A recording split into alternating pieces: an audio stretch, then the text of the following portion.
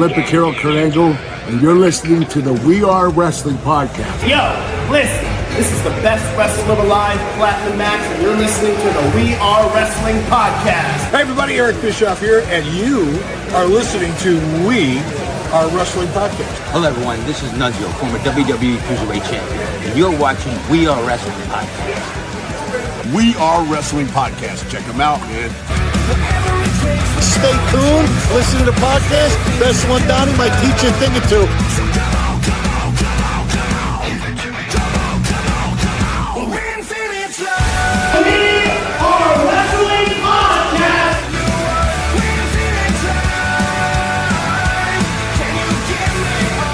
We Are Wrestling.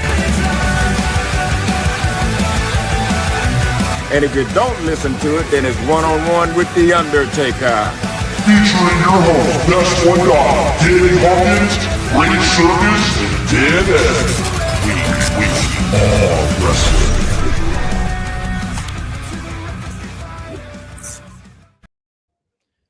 What is up? We are Wrestling Maniacs out there worldwide. I'm the host with the most, Mr. We Are Wrestling himself, the We Are Wrestling Predictions Champion, the Best One Donnie here with...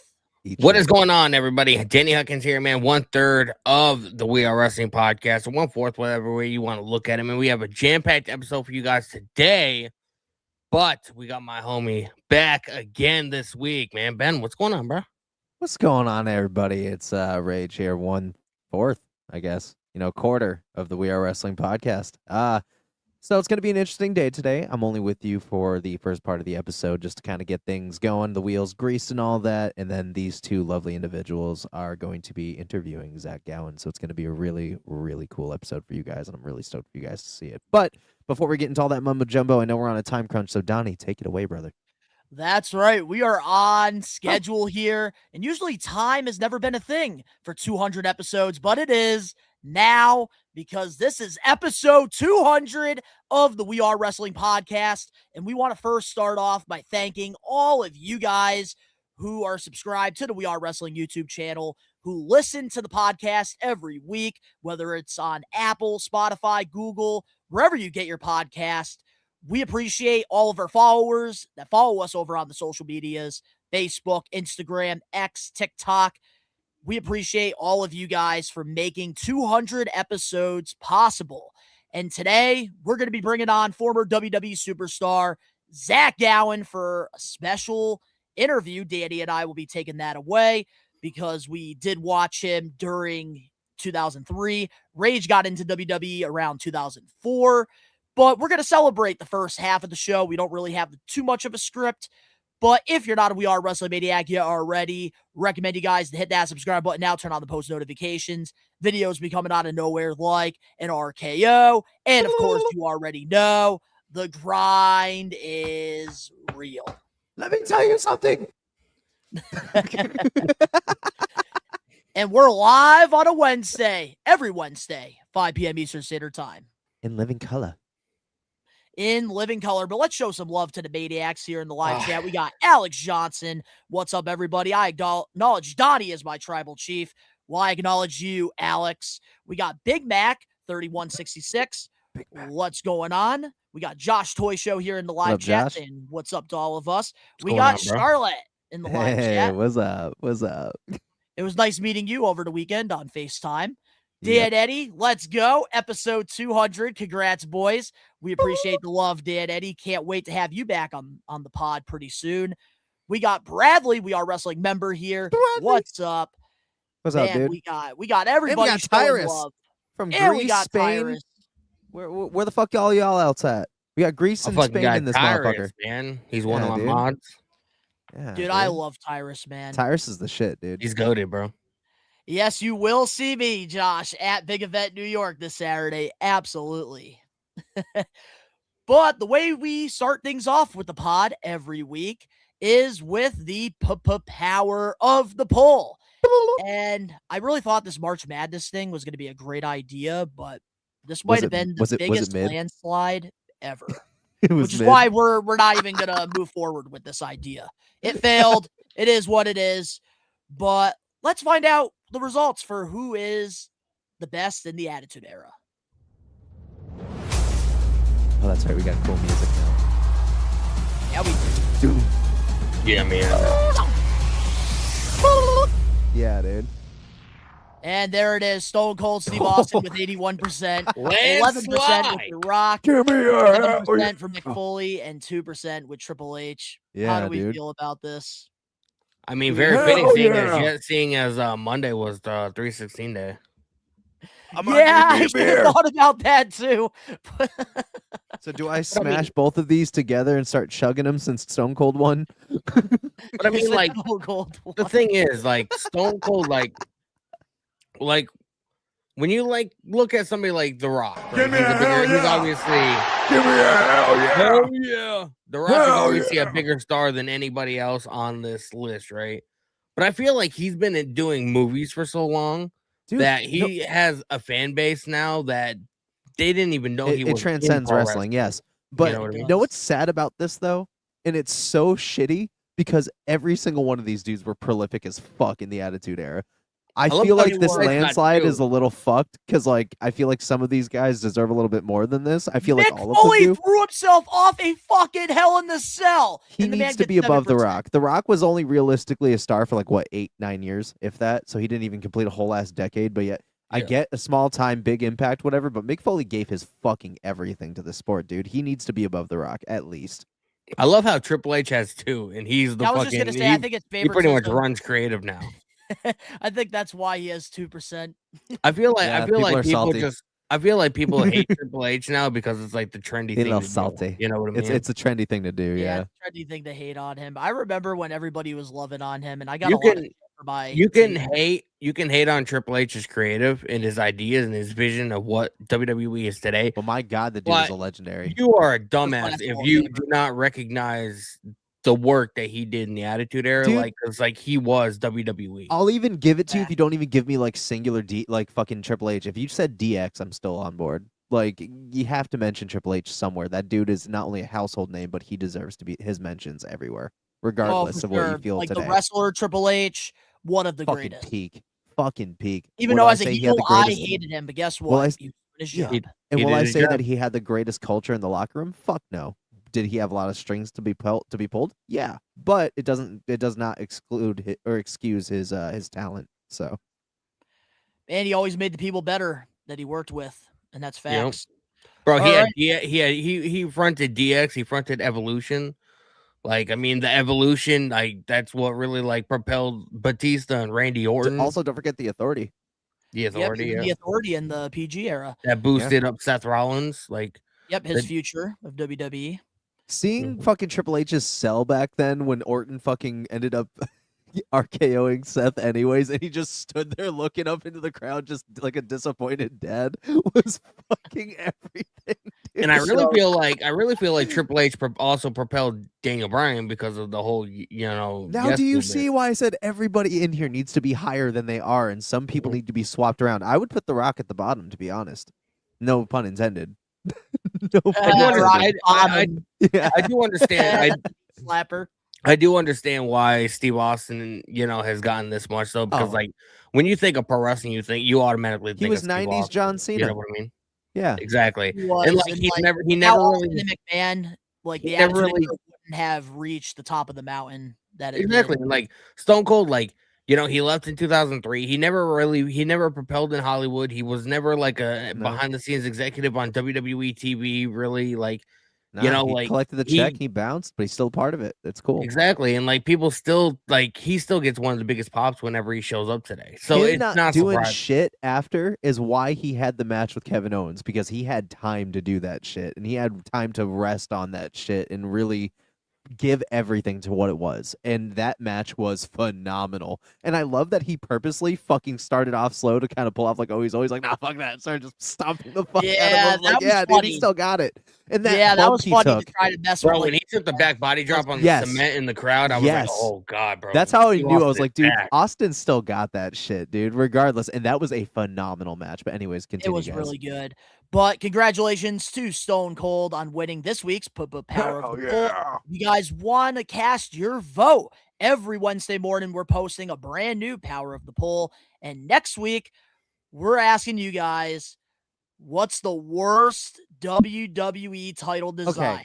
Okay. Hold on. Before you give your thoughts, the 4 options we have are the 24/7 title, the Butterfly Divas Championship, the Petty Tag Team title, or the Blue Universal Championship. All right, I'm going to be honest with you. The Blue Universal Championship was honestly kind of peak. I liked it. Anyways.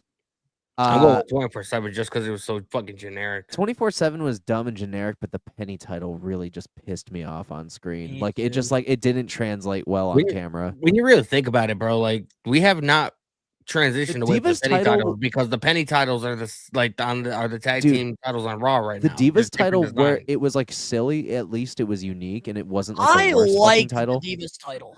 I liked it too. Like, it was its own thing, you know? But at the same time, if any two need to be on here, it's the Penny title and 24.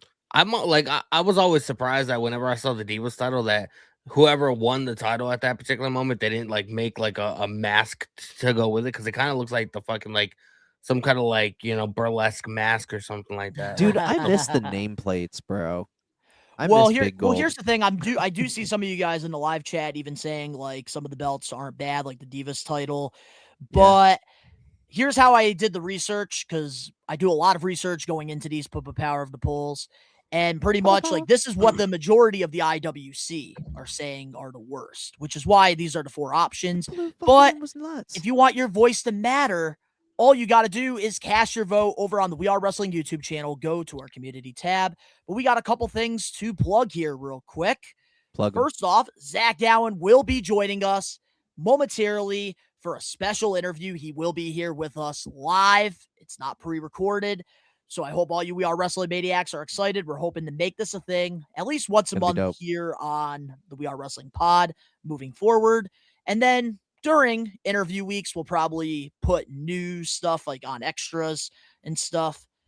And then, of course, ProWrestlingTees.com, brand new We Are Wrestling, is Unreal Coolest shirts design ever. available now.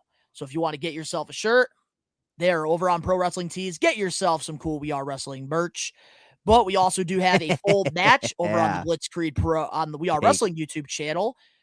A mixed tag street fight. So if you guys want to watch that full match, it's up on the We Are Wrestling channel. And then, of course, this past weekend, Ben and I went to Blitzkrieg Pro, the meanest of times, the Pierogi Hall in Enfield, Connecticut. Oh, it was so sick. What a You weekend. danced with Rich Swan. It was fucking WWE dead, fan came back to an indie show. Part 2. That Part vlog 2 will be was so coming much out better than Part 1. hopefully within the next couple of weeks. But yeah, there's our boy Bear Bronson all bloodied up. It's a violent vlog. This fucking dude, man. I'm just going to say this right now. Bear Bronson is the future, man. That dude is going to be fucking insane. Bear Bronson's somebody that I could eventually see in WWE. That dude's going to kill it one day. Oh, 100%. Especially with TNA's partnership now with NXT. I see Bear Bronson being on NXT within the next couple months. Oh, dude, absolutely. I don't. God, dude, AEW killing fumbled it. him. Everything he's doing, he's killing it. And we got so much great like vlog footage of him, even interacting on vlog. This might be one of the greatest Blitzkrieg vlogs of all time. And I'm not saying that to get you guys to click on the video. Big. It was big. It was huge. I also want to say, just before we move on, Bear Bronson's fucking theme song is goated as shit, dude. Kublai Khan. Love it. The Yes, hammer. it is. But I do want to show you guys this clip right here, because this is we got to give you guys my God. a preview. It's 200 episodes. We're celebrating 200 episodes. I think you guys deserve a preview to what you can expect on the vlog. So here it is. Holy shit! Holy shit! I'm gonna kick your ass! You think that shit funny? You think that shit funny? Why you do that shit, bro? He was about to do my taxes. You about to do my taxes? I'm about to set him up. I like your belt, pal. He about to set him He likes my belt. touch that title. That was some bullshit, bro. You like that? Come on, bro. Bryce, you suck, Bryce. I'm about to send you that shit as soon as I get on. Get your ass back up in the ring. Come on.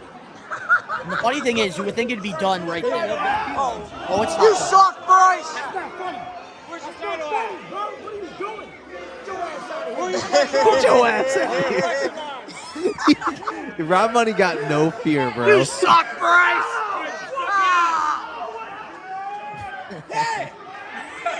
I cannot wait for everybody to see what happens to Rob Money later on in the show, though. It's so good. Oh, Rob Money took his first bump. And let me tell you, Bryce Donovan absolutely loved it, Angelo. Like, he was giving me the nod the whole time, just smiling about this entire interaction. You know what's kind of Wrestlers wild? feed on it, dude. If he never left Evolve, he'd probably be on NXT right now. Oh, for sure. 100%. Well, it wasn't his choice to leave it, unfortunately. And then there was also like a dance. Like, we all just took over and turned like the wrestling show into a dance floor midway through the show. That will also it looks be like out he's on having the blog. time of his life, dude. But unfortunately, our boy Sammy Diaz did lose the Bedlam Bro, title. Charles Mason, to the man. piece of shit. Charles Mason is insane, dude. That match was fucking killer. It was a killer. House of Glory has a massive show on Saturday at the wherever the fucking big event's gonna And be. guess what? I will be there, just like I was at Zombie Hideout on Sunday, selling some toys, making some money. Got to meet the Hardy Boys yet again. Oh, he's wearing a Experience Walking just Dead always shirt. gets better and better. Matt's a huge Walking Dead fucking fan. I love it. You'd be able Rage, to- we yeah. got to talk about it, man. You're I out went in to Los California and Angeles. did some really fucking cool shit. It was really cool, dude. I don't know if any of you guys watch music reactions, but that is me, Riker Road, his girlfriend Haley, and my fucking British teabag fucking Charlotte, dude. It was lit. It was fucking lit. Universal is like everything that anybody would ever expect. It was like a dream. Oh, we got face tattoos. I have a nice Lord of the Rings sword right here now, and we went fucking Mario Karting, dude. It was lit. It was lit. Yeah, dude. Which there Yeah, is a dude. whole vlog actually up on the Riker Roads YouTube channel if you guys want to check out Ben's adventure. Yeah, dude. It's all there. It was the I'll have to best throw it in time. the links below. And speaking of big event New York, and I will night. be out in Hey. Long Island, New York this Saturday for the big event. And I don't know why I always have to say this, but if you guys do see me at the show, please don't be shy. Come up Honk to me, if you're horny. say what's up. Because sometimes like there is fans that I do meet at these conventions and events that are afraid to like ask for a picture, and they're afraid to come up to me because they think like they're like ruining my day, which is complete opposite. I love meeting the fans, love meeting the best ones, love meeting the Yeah, maniacs. dude. I'll be Yeah, at Big dude. Event New York vlogging, which that vlog will be out probably next Friday. So stay tuned for Hell yeah, that. dude. And we do want to make a big announcement here. We Are Wrestling will be bringing on a brand new championship, the Thunder title, and we are going to be having a tournament the next couple big WWE PLEs to crown our new Thunder championship. And this title, myself, Rage, and Daddy and Dad Eddie cannot go for because we are on the pod. The title that we're competing for is the main title, which is right there, the world title. No, Angelo, it doesn't hurt. And two, Donnie. Yes, sir. So I feel like you had a lost opportunity here, bud. You What's should the have put lost Ricky up opportunity? against. You should have had Ricky up against Phil. That would have been a fun one. That would have been Oh, especially yeah. since they're both like super knowledgeable, dude. You should have had them together. Well, here's the bracket for our tournament for the title. Phil will be facing off against Jungle Boy Jordan. Ricky Knows Best will be going against Casual Cam. And the winners of their brackets will face off at SummerSlam. And then that's how we're going to determine a new We Are Wrestling Thunder champion. Bro, this is Tony Khan level booking right here. This is extremely predictable. It's gonna be Ricky and Phil at the end, probably. More than Which likely. honestly, we're gonna have good to, shit. We're going to have to wait and see what happens because you never know. We Oh, all have yeah, held the man. We Are Wrestling World title at least once. And I'm the only motherfucker that never lost it. Well, you won't have that excuse when I whoop your ass during WrestleMania predictions. Oh, that's right. I'm part of that shit now. That's right. Yeah. We back in the running, fellas. Let's bring it home. All right. Well, we got Angelo here. Maybe they'll be in the finals. Go Ricky Knows Best for Bradley. So Bradley's a Ricky Knows Best fan. Dude, Ricky Knows Best he got the fucking following, man. I'm telling you. That dude. Bro, low-key Ricky knows sleeper. best, man. He's like, you know, he's That almost dude's like the Hollywood. MJF of the We Are Wrestling podcast. Like every time he comes Yes. on screen, like our ratings pop, you know. It does. It's fucking crazy. Yes, it is. It is crazy. Jungle Boy Jordan for the dub. All right, look at that. We got Yeah, some dude. love for Jungle Boy Jordan. He's the underdog in this situation. Is Jungle Boy Jordan? He's somebody that surprises me every so often. One thing that did surprise you and I, Ben, was SummerSlam night 2. Jungle Boy Jordan Yes. the whole time was talking about Brock Lesnar showing up. And I he think a lot of fucking us did. were like, yeah, no, that's not happening. Lesnar Yeah. shows up, and man, we never heard the end of it Like, for 3 months. I think I was the only person that genuinely agreed with him, which is why him and I marked the fuck out when he did and just ganged up on you on camera. Yeah. Dude, I got gained up that whole freaking weekend, which is probably why we got like the most views during that weekend. Alex Johnson, Phil for the win. Was that All the right, look at pay-per-view that I Everybody's won the voting for title? everybody. Huh? Was that the pay-per-view I won the title? No, because you and I, it was No. based off Cody's heel turn, and Cody did not When was turn it? heel. When did I win it? Was it Rumble? I'm gonna be honest, I really don't know. I don't think it was I don't Rumble. know. It was later than that. I think it was around Survivor Series. The funny winner would be Casual Cam. That would fucking kill me, dude. I would die. Didn't I win the title at Survivor Series? You did. Oh no, I gave mine up It before was a Summer Series. horrible. It was a So I won it horrible right reign. before Survivor Yeah, 'cause Series. that was, Whatever PLE. That was around the time you were moving or whatever, and so Yes. you left the pod for a little bit. Yeah, that's right. Yeah. Okay. All right. Well, we do have a little bit of time here. Whoop. Let's I give our did- highlights of the week then. Yep, let's get into our We Are Wrestling highlight of the week because I'll I go did first. just send the link over to Zach Gowen, so he should be Okay. here hopefully within the I'll next go 5 first. minutes. Obafemi, Brock Lesnar. That's my highlight of the week. I'd have to go with that. too. I have nothing that needs no fucking words. But what's your highlight of the week, Donnie? My highlight of the week has got to be AEW Revolution, dude. Like, I forgot how good AEW pay-per-views were until I was doing my watch-along this past Sunday. Oh, yeah, my dude. God. They completely, like, the first match, let alone Young Bucks versus FTR for the tag titles, better than the entire Elimination Chamber card. Easily. Hell yeah! All right. Like- Well, I liked Revolution. I didn't like the fact that it didn't legitimately it didn't end till almost 1:00 in the morning. yeah, I got you. Yeah, that was All right, guys. that's why I gave it a 9.5. Well, I'll let you guys get to the interview now. Enjoy it. I'll be watching. And All righty, break the leg, Rage. Hope to ladies see and you in the gentlemen. live chat, dude. All right, take it easy, guys. See you next week. See you next Peace. week, Rage. Gabe Kidd has quickly became one of your favorites. Gabe Kidd is good. I like him. I have major issues with AEW's direction when it comes to David Finlay. Both times he was on TV and even at Revolution, like he got little to no reaction. People don't know who the fuck they are. The thing with Tony Khan is he assumes that everybody that watches AEW watches New Japan and watches CMLL, like they watch all these different promotions or whatever, and that's never the case. I feel like they should have ran some vignettes or whatever, hyped up David Finlay's, debut, and agree. had him debut at like a pay-per-view and like a big moment. You know what I mean? To really like solidify, this guy's a big deal. He just doesn't seem like he's that big of a deal right now in AEW. I don't know. It what they was can a do to missed reverse it, opportunity. I will say, if there was one match on the card that I was like, didn't need to be on there, it was The that match right Dogs. there. The Dogs versus Darby, Roddy, and Orange. Honestly, I will say that. That match just felt like you would see that on a fucking Dynamite. And then at the post media scrum, fucking Gabe Kidd comes in, screams at Tony Khan. He's like, "This shit needs to fucking end." So Tony Khan, he made Tony Khan for tonight a non-sanctioned coffin match against Darby Allin. Oh my God, dude. Alex Johnson, Danhausen's promo also was fire, dude. Everything Danhausen's doing right now is a highlight for me. And I think I said that last week here on What the did he show. say? Danhausen 316 said, Ready? I I just got you cursed right your now. ass. Yep. He goes, Danhausen 316 says, I just cursed your ass. And then when the lights go out and he starts running away and then the lights come on and catches him. Oh my God, they're going to see me. I love that shit. And then we got This guy's James fucking Jones in here. hilarious. Gabe Kidd don't play, bruh. Yes, he does not play, which I did like that he came in the beginning of the media scrum. And we're going to finally end this feud with him and Darby once and for all. I like Clark Connors. I like Gabe Kidd. I like David Finlay.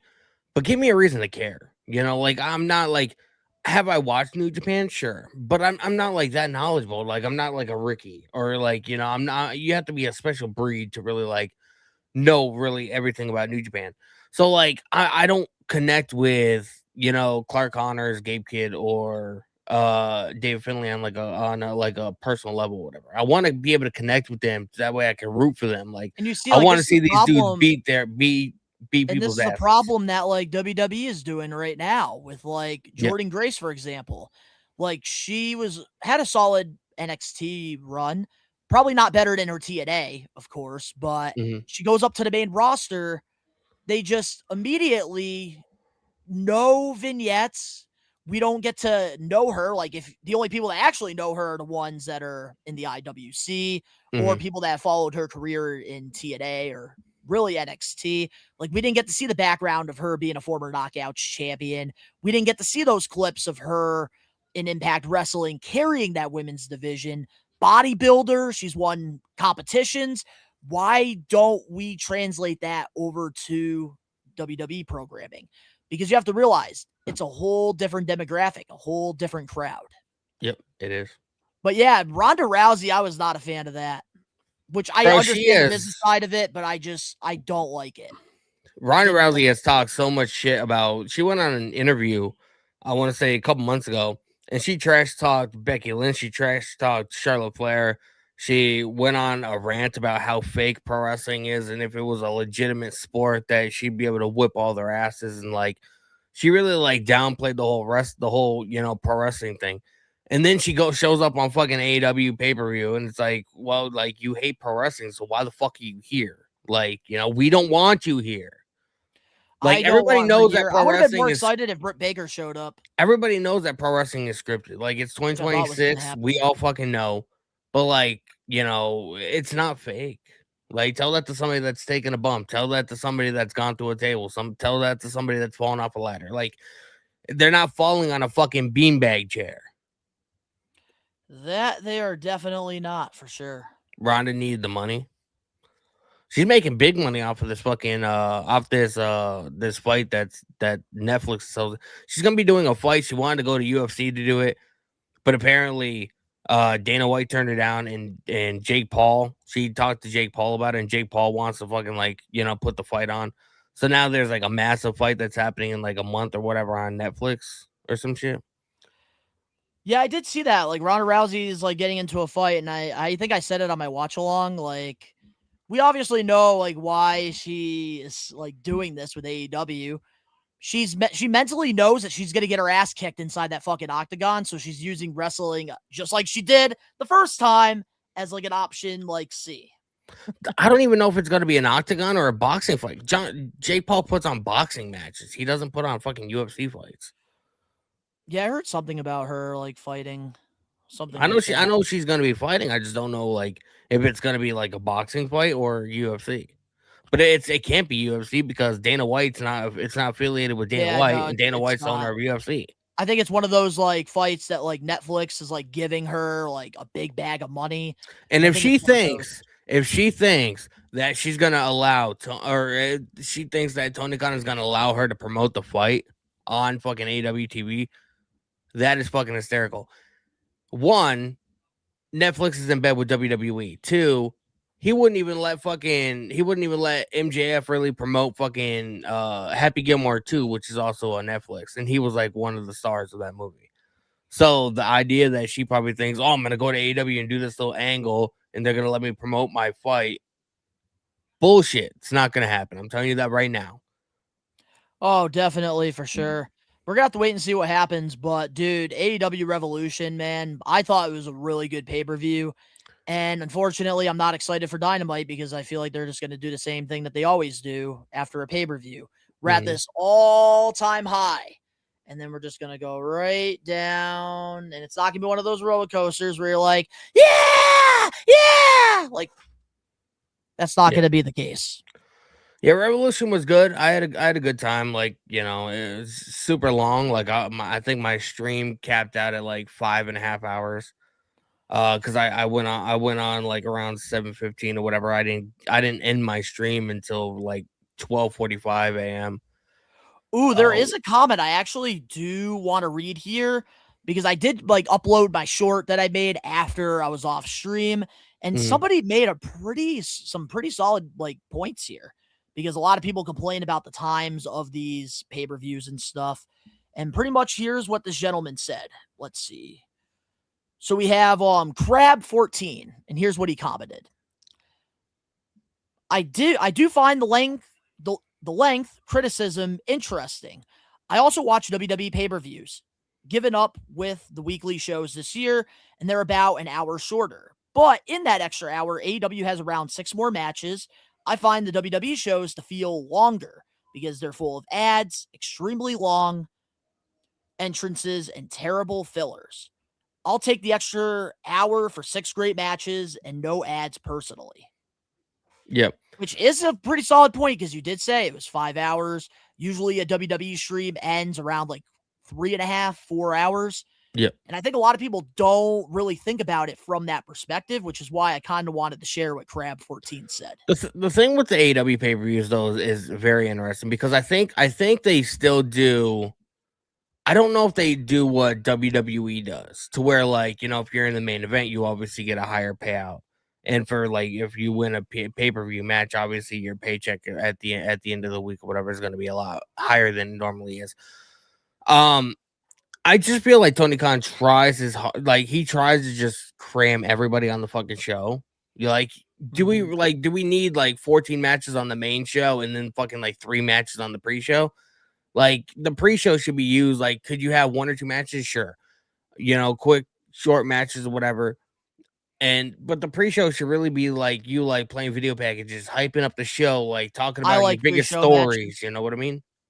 I like it because it's a sports feel to it, which is I don't being a little biased. I don't mind it either, but like, you know, if you have too many matches on the pre-show, like from the time they go to match 1 to the time they go to the main event, bro, the audience, you can tell like the depletion in the fucking room just because they've been there so long, they've been rowdy for so long, they're fucking I didn't tired. I noticed, and I've been to an AEW pay-per-view. The crowd is wired different. Just saying. I don't feel like the crowd was that crazy for the MJF and Hangman match. They were fucking rowdy. I don't know what you were watching then. I don't know. I like maybe because you were tired from streaming. That could also be a possible thing too. I don't know. I do think that AW needs to stick to Saturdays though, because like, you know, there's a lot of people that have to get up for work in the next day. Like, you know, I do agree. I didn't like that because I did have to wake up at 6 a.m. for my shoot job. I have to wake up Deshaun? at 6. I have to wake up at 6 a.m. too, because you know, I have to help get the kids up and, you know, off to school or whatever. So, you know, like being there until fucking 12:30, and then I have to, you know, obviously being a content creator, I have to edit my clips, I have to get those up on social media. Like by the time I legitimately lay down to the point to where I can go to sleep, it's about 2:30, 3 o'clock in the morning, you know, and then I have to be up at, you know, 3 hours later or whatever. And it fucking destroys like the next 2-3 days or whatever. Like today I slept. I ended up passing out at like 11:30 this morning, and I slept till like 2:45 this afternoon. Like I'm still so fucking tired because of, you know, staying up that late on Sunday. And it's just, you know, it's like if you don't have a day job, if you don't have kids and you can just fucking sleep whenever the fuck you want, like that's fine. But a lot of people don't have that, you know. That's true. It's a grind. It's a fucking grind, man. I like it. I like what I do. I like streaming. I like content creation. It's, you know, one of my main passions. But you know, Saturdays would work so much better for me than Sundays. Oh, for sure. And just want to give you guys heads up, Zach Gowen, we're still waiting for a response here. He is running a little late here, which he did say like could possibly happen because he is very busy like outside of the wrestling world, but he still will be here on the show. Just want to clarify that. But if any We Are Wrestling Maniacs that are here in the live chat do have any questions that's like news related, please feel free to ask. Like we could talk about some news. I really don't have a script here because we're here to celebrate 200 episodes. But if there's anything you guys want us to cover, we could talk about it real quick before we do get Gowen on the show. AW pay-per-view should start in the mid-afternoon. I wouldn't necessarily say that. I wouldn't want it on Saturday afternoon. Saturday night, perfect. Perfect. Like if they could start the pre-show at maybe like 5:30 and then start the show at like 6, I feel like they could cram everything that they need to cram in, and the show will end around 11:30. I could deal with that, you know. But going into like almost 1 o'clock in the morning is kind of crazy. The MJF and Hangman match went 45 minutes. So good. You know? And I love the MJF like inspired Terry Funk gear. Oh yeah, I do too. I was a big fan of that. A lot of people have been talking on Twitter about the whole fucking syringe spot. I will say that was kind of crazy. Like I understand them wanting to do that spot or whatever. It's like a whole part of the match, but like showing an up close shot of that actually going into Hangman's cheek, like I part of me kind of finds that was a little far or whatever, but I'm just saying, I if don't know. ECW did it, we wouldn't be hearing criticism. Well, that was also in because it happened on AEW. That's why people are hating on it. Because ECW did some crazy shit.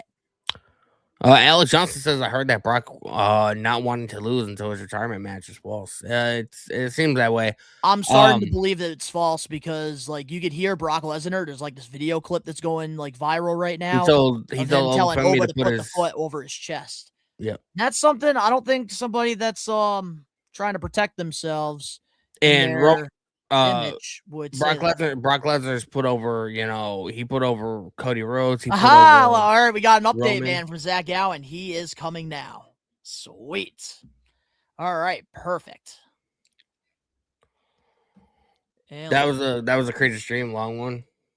Yeah, like AEW Revolution was good. I just the whole length is what I have an issue with, and like if they did AEW pay-per-views only on Saturday nights, I feel like that'd be good because they could go as long as they fucking wanted because it would give us, all day Sunday to really recover before, our week begins on Monday. Well, you like know the what I mean? Saturday thing was like working last year, which is why like I don't get why like we're going back to Sunday night before like a Monday morning for like work. I don't get it. Exactly. But only time will tell. Hopefully we can get things back on track. Randy's heel turn was great, Deshaun. So good. People are saying that maybe that wasn't necessarily a heel turn because like maybe it was just something that he felt he needed to do. Did you hear the crowd reaction when that happened? Oh, they loved it.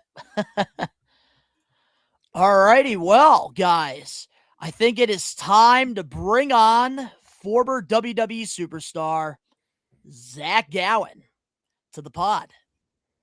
What's up, boys? What's going What's on, going on, man? We are Welcome to wrestling, indeed. Pod.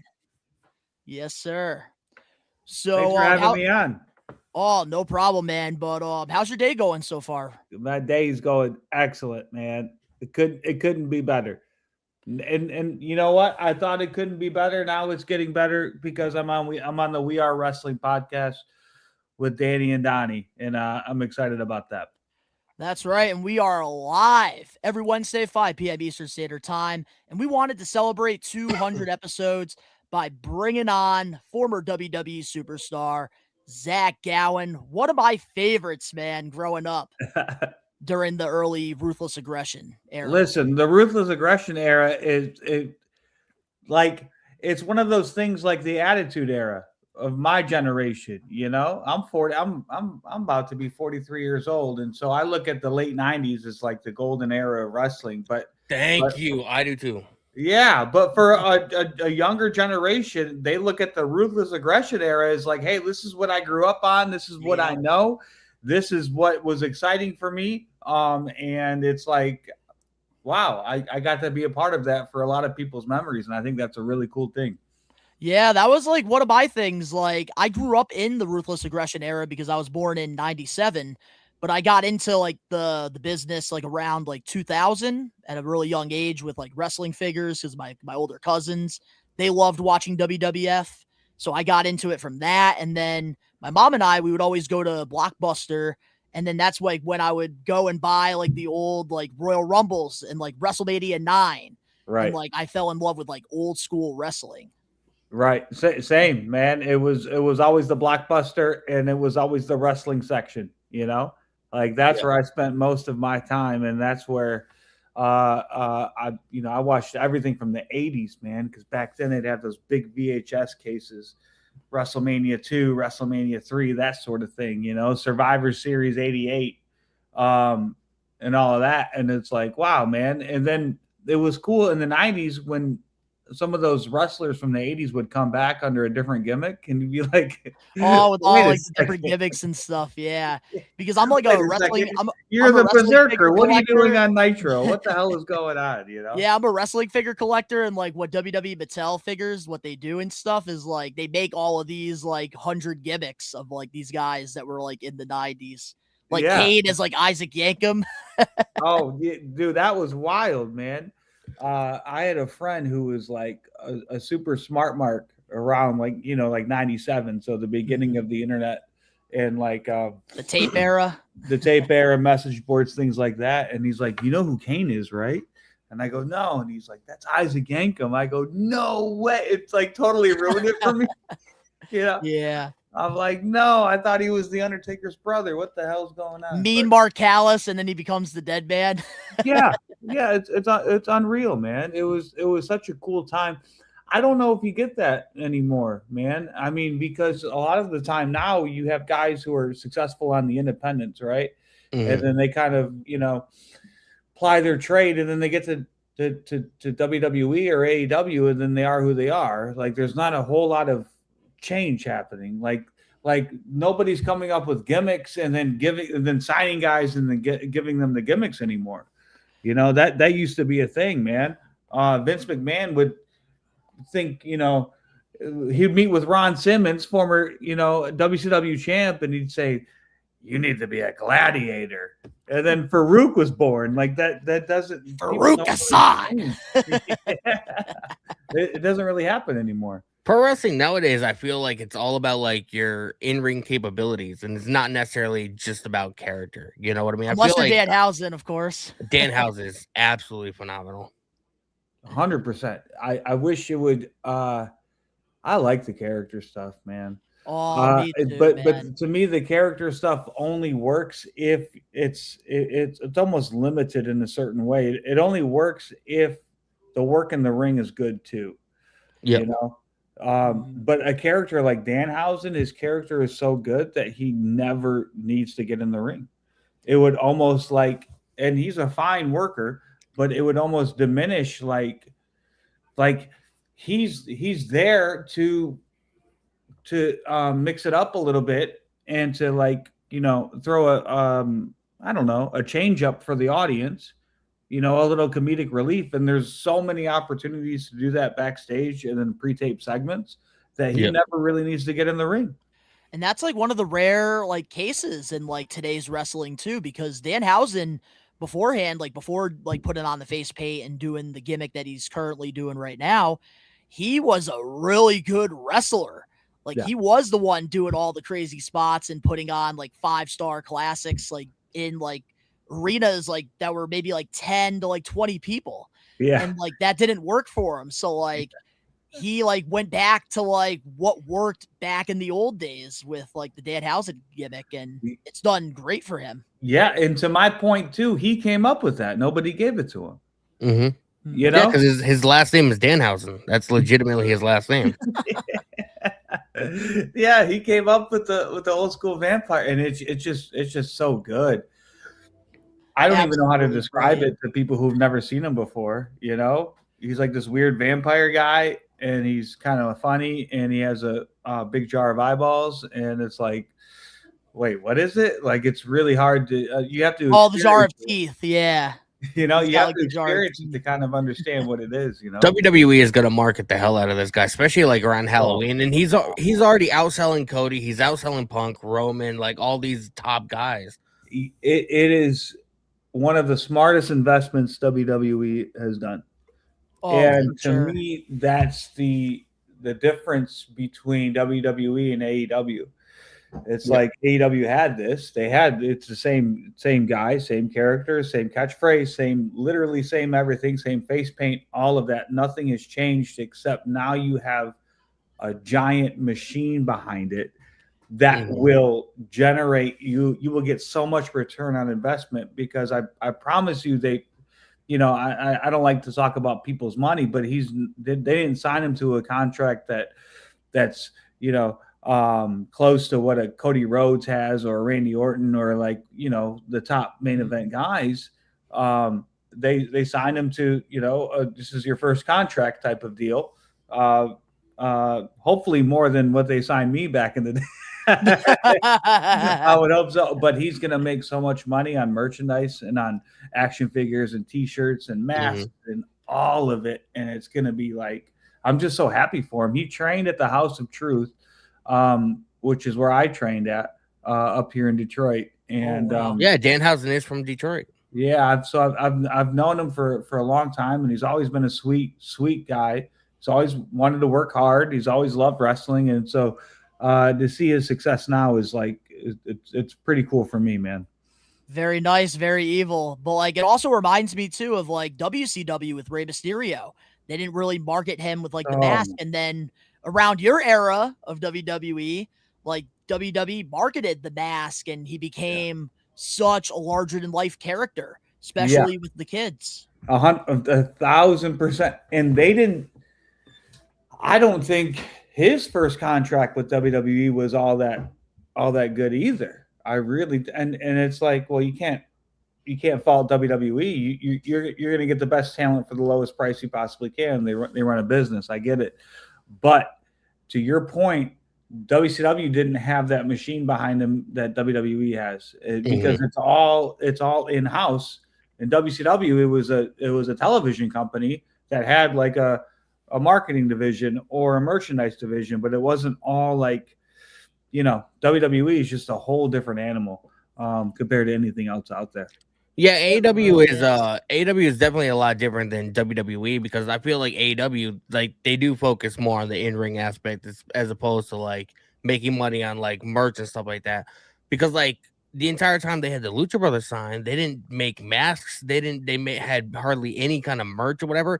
Penta signed day one, and WWE had a mask made, and that sold like crazy. Of course, it paid for his contract. I guarantee it. My kid's begging me for the mask right now. He won't leave me alone about it. I'm gonna have to go to the WWEshop.com and buy one after we get off. Miato. Penta's goated, man. We got some We Are Wrestling Maniacs here in the live chat. We got Josh Toy Show. There's the man of the hour. We got Dan Eddy, one of our other co-hosts on the pod. Welcome in, Zach Gowen. It's an honor to have you on the pod. Hope you're doing well, my guy. Yes, sir. Alex Johnson. Zach Gowen is one of my favorites growing up also. Big Mac. Oh, my God. Zach Gowen. That's awesome. I remember him doing a storyline with Kurt Angle and Brock. Yeah.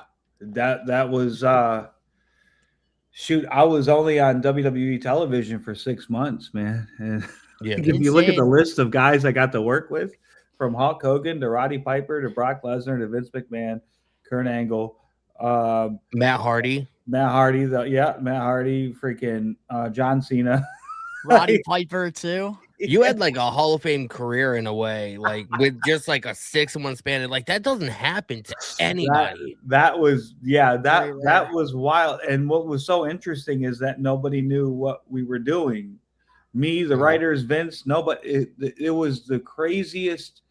Like, I love stability, man, and I love knowing what I'm going to do when I wake up every day, and I love a schedule, and I thrive in like that structure. And in WWE at that time, I don't know how it is now, but at that time, like, stuff changed every single day, and you were just like holding on for dear life, you know, because originally it was supposed to be they were going to do I debuted with Hulk Hogan, who was under a mask at the time, Mr. America, which produced like really good stuff. They did like a live lie detector test in the middle of SmackDown with him and Vince, and it was gonna be like, it was good TV, man. That's what I love about the Ruthless Aggression era, because like it felt like the creative team would would take something and like throw it at the wall and see like what's like sticks. That's all we were doing. And that was the Ruthless Aggression era, kind of in a nutshell. Really mixed in with some insane wrestling, especially from the SmackDown guys like Benoit and Eddie and My favorite era of wrestling. Yeah, dude. Like and then the cruiserweights too they were flying high. Tajiri was there. Like it, man, all my favorites. But originally, so I get signed to WWE, and it's going to be Mr. America and Mr. McMahon. They were going to have a feud. And then I was going to feud with Piper, and then that was going to spin off to, it was going to be a me and Piper match. And then it was going to go to me and Vince, right? And this was over the course of like maybe 3 or 4 months. But within like 3 weeks of me debuting, Hogan quit over his WrestleMania payday. Which, not surprising. Love the Hulkster. The following week, Piper gets fired over this interview he does with Bob Costas, that was wild because I was in the limo with Vince and Stephanie when they got the news that Piper was doing this interview, and they heard about it. I've never seen anybody that mad in my life. And in my 20-year-old head or whatever I was, I'm thinking, what's the big deal? Who cares? Like.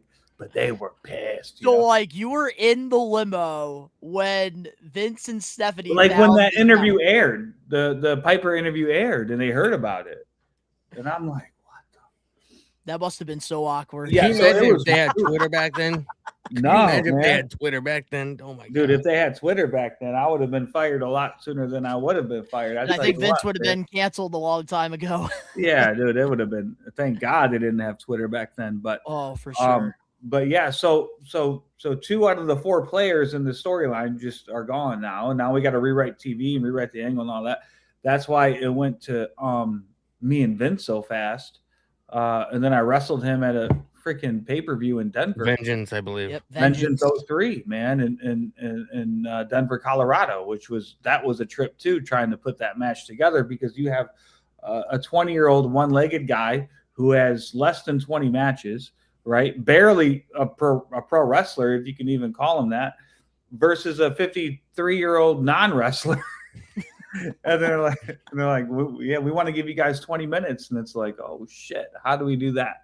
So that was a whole trip, just trying to put that together and have it come off kind of halfway decent, which I thought it did, but it was the wrong finish for sure in the match. But that's all retrospect.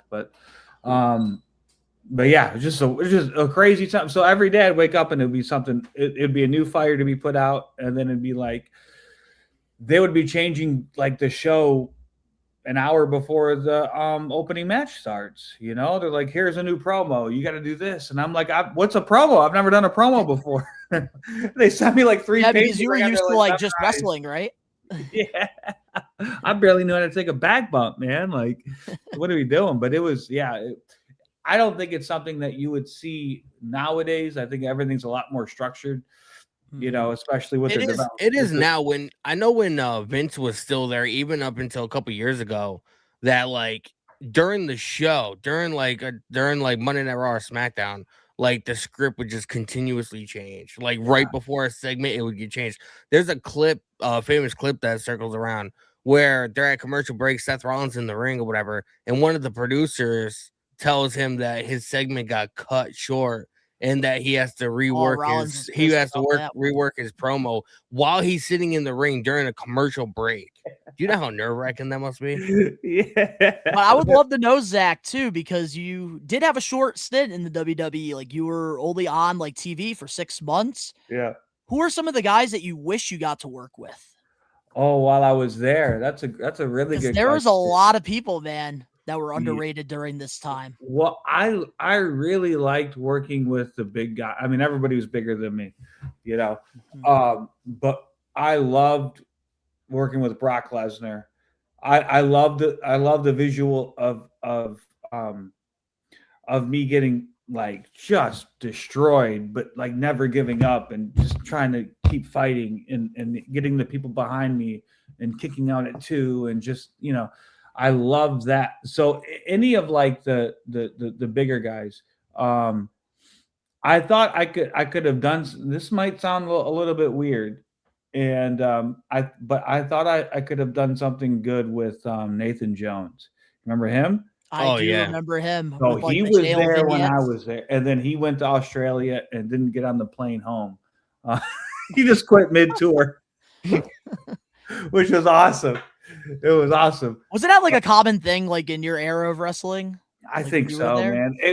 Because in that era, in the early 2000s, you had all the holdovers from the 80s and 90s, man, that came up in like this really like cowboy business, non-corporate cowboy business that just kind of they did what they wanted to do and they would figure it out later, and that was kind of the mindset. But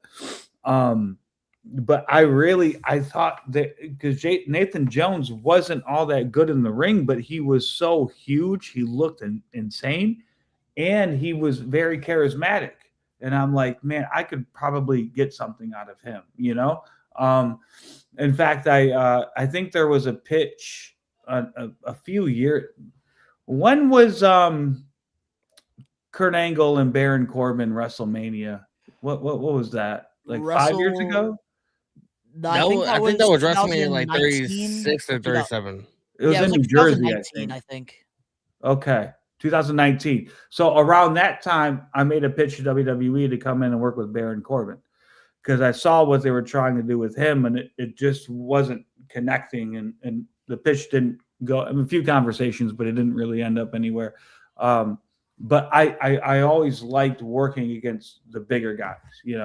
I liked working against smaller guys because you fly around and like do cool reversals and have fun.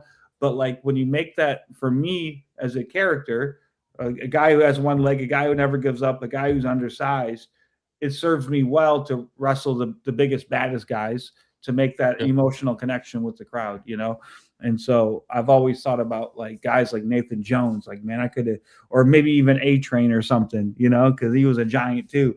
But I always wish I had more time there to work with the bigger guys for sure. Yeah, because like during your time, like getting to work with Vince, getting to work with Brock Lesnar, Big Show, it was a great way for them to get like general heat, like real heat with the fans, especially when Brock Lesnar like attacked you like in like Detroit, like where you live. Yeah, people were uncomfortable, man. And I'm so proud of that match with Brock Lesnar. And I'm like, I hate to shatter anybody's illusions, but I love Brock Lesnar. Like that's my guy. Yeah, I'm a Brock Lesnar guy through and through. I think he's the greatest athlete WWE's ever had. I think he is such an asset to the business as a whole, to the company. I think he's just like superhuman, man. And I love everything about Brock Lesnar's work, his promos, the way he looks, comes out in a cowboy hat now. I think that's love cool. it. Like a cut-off shirt and a cowboy hat. Like he is so freaking amazing. When he picked me up for an F5, it felt like I was on the back of a horse. Like it's hard to describe how strong that dude is, man.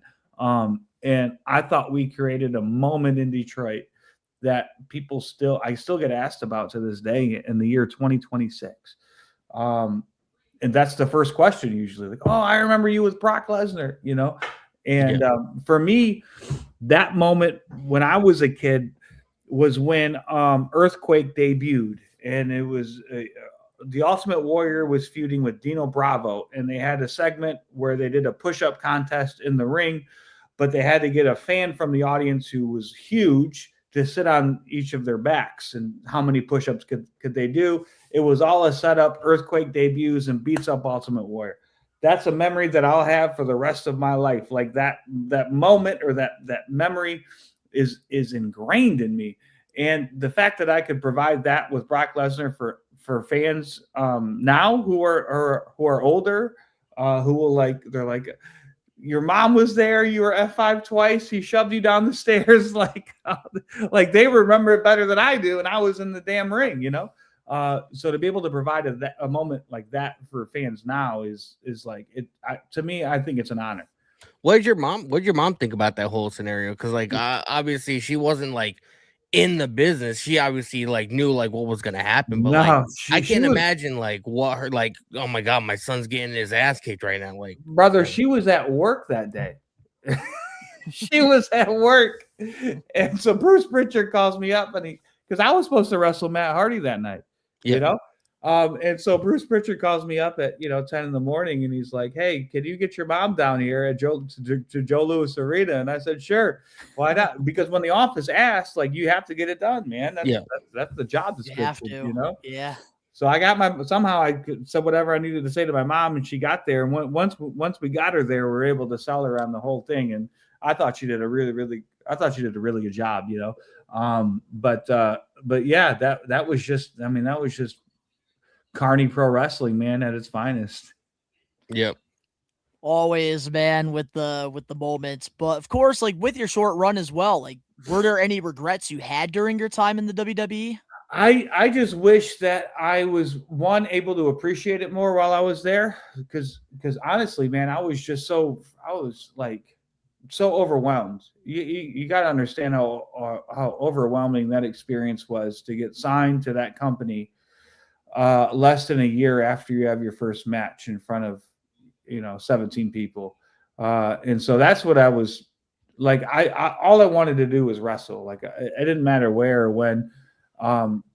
Being in WWE was never a goal. The only goal that I had was to wrestle. That's it. It didn't matter where or how or what that looked like. And so I wish, there are moments where you're like, man, I wish I could have appreciated or enjoyed it more. Getting to like live in the moment. Yeah, man. And I'm a lot better at it now at 43. I'll be 43 in a week or two, but I'm a lot better at it now than I was when I was 20, for sure. I think everybody is. But man, I really wish I could have like sat there and been like, this is really, really cool. Which is why when I did AEW last year, I was a kid in the candy store the whole day, man. I was walking. I was like, "This is cool. This is great. This is so cool." Because it was almost a second chance to be part of like a huge production, like I had in WWE. But this time, I was able to enjoy it and appreciate it, And so that I'm really happy. Thank you to Tony Khan for allowing me to wrestle Ricochet last year, man. That was a career highlight for me for sure. Was there ever a conversation that you and Tony had about you potentially like doing more work with AEW, or you potentially getting a contract, or was that always supposed to be just like a one-off? A little bit. It was 100% supposed to be a one-off because it happened day of, just like everything else in wrestling. Yeah. Like it was a 2-week angle that we started in Detroit, and I just happened to be there, and then it was like a what if, and I'm like, all right, cool, I'm down. And then I did the angle with Ricochet in Detroit, and then Tony pulls me aside. He goes, "Hey, what are you doing next Wednesday?" And I'm like, "Well, I'm in the middle of a speaking tour, but I have Wednesday off." And he goes, "Can you be in Chicago and will you wrestle?" And I said, "Yeah, let's do it, man."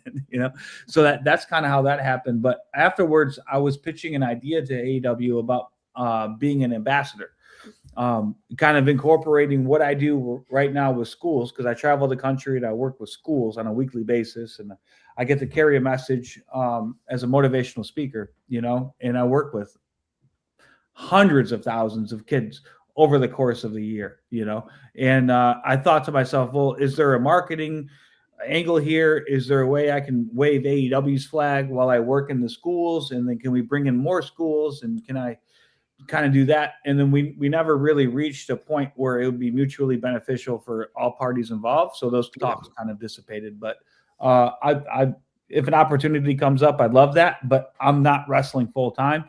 No way, no how. I'm old. I'm washed up. And I'm having too much fun, and I make too much of an impact in my motivational speaking life. Yeah. And I don't want to jeopardize that by getting hurt or something like that. So like, all right, let's go back, because like we all know like what you did in WWE, and obviously your little run in AEW. But like, how did this all happen for you? Like, you're a small, skinny kid from Detroit. You have cancer. You end up getting your leg amputated. Like, you become a pro wrestling fan, obviously from an early age, like a lot of us. Like, after a year after you first started training, like you got signed to W. How did this all happen for you? Man, I tell people all the time, I go, I'm the one-legged Forrest Gump. You know what I mean? Like, I'm not. I saw I'm that not in very- your social media bio. That's it, dude. I'm not bright, but I just do so much cool stuff. And where I look back and I'm like, that's amazing, man. I'm so grateful I get to live the life that I get to live, dude. Like it's insane. The fact is, I found a wrestling school that was less than 2 miles from my house. I showed up, and the first time I ever stepped foot, pardon the pun, in a wrestling ring, I felt like I was in the exact. You ever have those moments where you feel like you're in the exact right spot at the exact right time, like the entire universe lines up for you in that moment? Yeah. That's how I felt when I went into a ring for the first time. And then everybody stopped and it was like the record got scratched off at the house party in the movies, you know? Like all the students stopped, everybody was staring, and I was in the ring and I had one leg, and the trainer says, "Can you do a back bump?" And I go, "Is that where I just fall flat on my back?" And he said, "Yeah." So I said, "Yeah." And then bam, I snapped off the most perfect back bump anybody's ever seen, man. Because I grew up in the 90s, man. I backyard wrestled. I watched True Life, MTV's True Life, How to Be a Pro Wrestler. I watched behind the documentary with Behind the Mat or whatever it was. Yeah, Beyond the Mat. Yeah, Beyond the Mat. you know, Yes, like Beyond the I Mat. understood the mechanics, and one of those things I have a brain that like, and I'm a good athlete. I have a brain where if I see something and I can visualize it, I can mimic it easily, right? So bam, perfect back bump. And he's like, wow, the trainer. Then he goes, can you do a front bump? I go, what is that? And he goes, you do a front flip and you land flat. And I go, yeah, no problem. Boom. Best front bump you've ever seen in here. So like the wrestling stuff in the ring came so natural to me. You know, that wasn't the hard part. People ask me all the time, they go, you know, how do you wrestle on one leg? And my answer to that is, I don't know. I've never wrestled on two. Like I just nothing to compare it to. I have nothing. Like, but I'm naturally gifted athletically, and then in that small confined space, having one leg isn't a hindrance for me. So boom, boom, boom. I'm flying all over the ring. The training is like, I hate to say it because it's not, but it was easy for me. The hard part was figuring out how to put a match together, how to make it make sense, how to get booked. Because promoters didn't want to book me because they're like, oh my God, it's a sideshow, it's a freak show, it's the fans are going to be uncomfortable, they're going to laugh, Non-believable, something like that, probably. right? Because it's never been done before. So the promoters they don't want to take chances. They fight for every ticket they sell, man, and they don't want to risk it. So the obstacles that I came into wasn't in the ring training; it was trying to get booked outside of the ring and getting people to see me. And that's something too, like I always say here on the We Are Wrestling pod, timing is everything. And like, that's probably why like the training part came easy to you, because it's your passion. Like pro wrestling is your passion. It's what you love. That's what you wanted to do at 8 years old. Yep. And you were able to accomplish that. You were able to achieve that. Yeah. A passion is the right word for it. It was more than that. Even it was an obsession. You know, and once and I knew physically that I could do it. And once I got the opportunity to do it, man, it was like all gas, no brakes, you know. And then I just started, like, I put my head down, and once I got that first date, and then that led to a second and to a third, and then there's a little bit of buzz around Michigan, like, oh my God, you got to come check this kid out, you know. And then all of a sudden I got a booking in Chicago, where I hopped on a train and I rode the train to Chicago, and they paid me $100, and I wrestled Spider Nate Webb inside of a strip club, inside of a midget wrestling ring, and I thought I was a big star, you know, because I got like that transport and $100 to do that, and then I started emailing NWA TNA. I saw Bill Barons, man. I was like, hey, you're the booker. You book the dark matches. This is who I am. This is my story. This is who I was trained by. Do you have any spots for me? This is in December of 2003. He emails me back right away, and he goes, listen, we're booked up until May. Can you come down in May? And I said, yeah, absolutely. I'll be down in May. And he goes, all right, well, why don't you send a tape of you wrestling in the meantime? So I sent him a tape. Boom. 3 days later, he gets me on the phone. He's like, Zach, this is Bill Behrens. I'm in the office with Jeff Jarrett. And I go, the chosen one? Listen up. This is wild, dude. Like, I was such a big WCW mark, you know? Yeah. So I'm like, and he's like, hey, we're watching your tape now. You didn't tell me you had one leg. What the hell? And I'm like, oh, my bad. I must have forgotten in the email. You know? And he's like, hey, can you come down on Wednesday? And this is probably like on a Saturday or something. So I said, yeah, I'll come down Wednesday. Boom. Somehow I get down to Nashville. I do a dark match. The freaking TNA Asylum, what do they got? The Nashville Fairgrounds. Yeah, the Asylum years. They're going wild, man. They're going crazy in my dark match. They're going so wild that Jerry Jarrett tells the referee in the earpiece, hey, you got to end this match because we have to follow it for the live pay-per-view. We can't have the crowd up here. We need the crowd here, you know? So halfway through my dark match, they're telling me to go home. Dude, I'm surrounded. The Raven is there. Jeff Jarrett's there. Ron Killings, man. Like, I'm like AJ Styles, Amazing Red, Low Key, all these guys. Sandman's there for some reason. Tony Schiavone was there for some reason, which I thought was really cool, but he had blonde hair and a Hawaiian shirt. It was kind of weird, but I'm loving every second of it, right? And then they go, all right, you got to come back next week and do the same match, but this time it'll be on the pay-per-view, not a dark match. So I said, okay, let's do it. So I come down, and instead of doing that match, they put me with Road Dogg. The Road Dogg, Jesse James, man. And I'm like, what? And so that was my debut to the world, me and Road Dogg, which we had a match. And then TNA offered me a deal. And I was told that I heard a rumor that WWE was interested. So I sat on that deal. And then WWE called a few days later and offered me a contract. So it was just like what started off as just an email to Bill Behrens, just trying to get looked at, you know, within 3 weeks turned into WWE offering me a 3-year deal. So, like, one of the things that, like, I love about professional wrestling is those what ifs, like fantasy booking. And man, like, I always think about that. Like, when you made the decision to go from TNA, where you had like an offer, like a contract offered to you, and then you decided to go to WWE because that was the dream. That's what I'm assuming. Like, that was like the big reason behind that. But man, like with the TNA, I think about that what if, because like there were so many great homegrown guys over there. And 100%. Like, I felt like you would have been such a perfect fit. I think so. I think you're right. I went to WWE because it was WWE.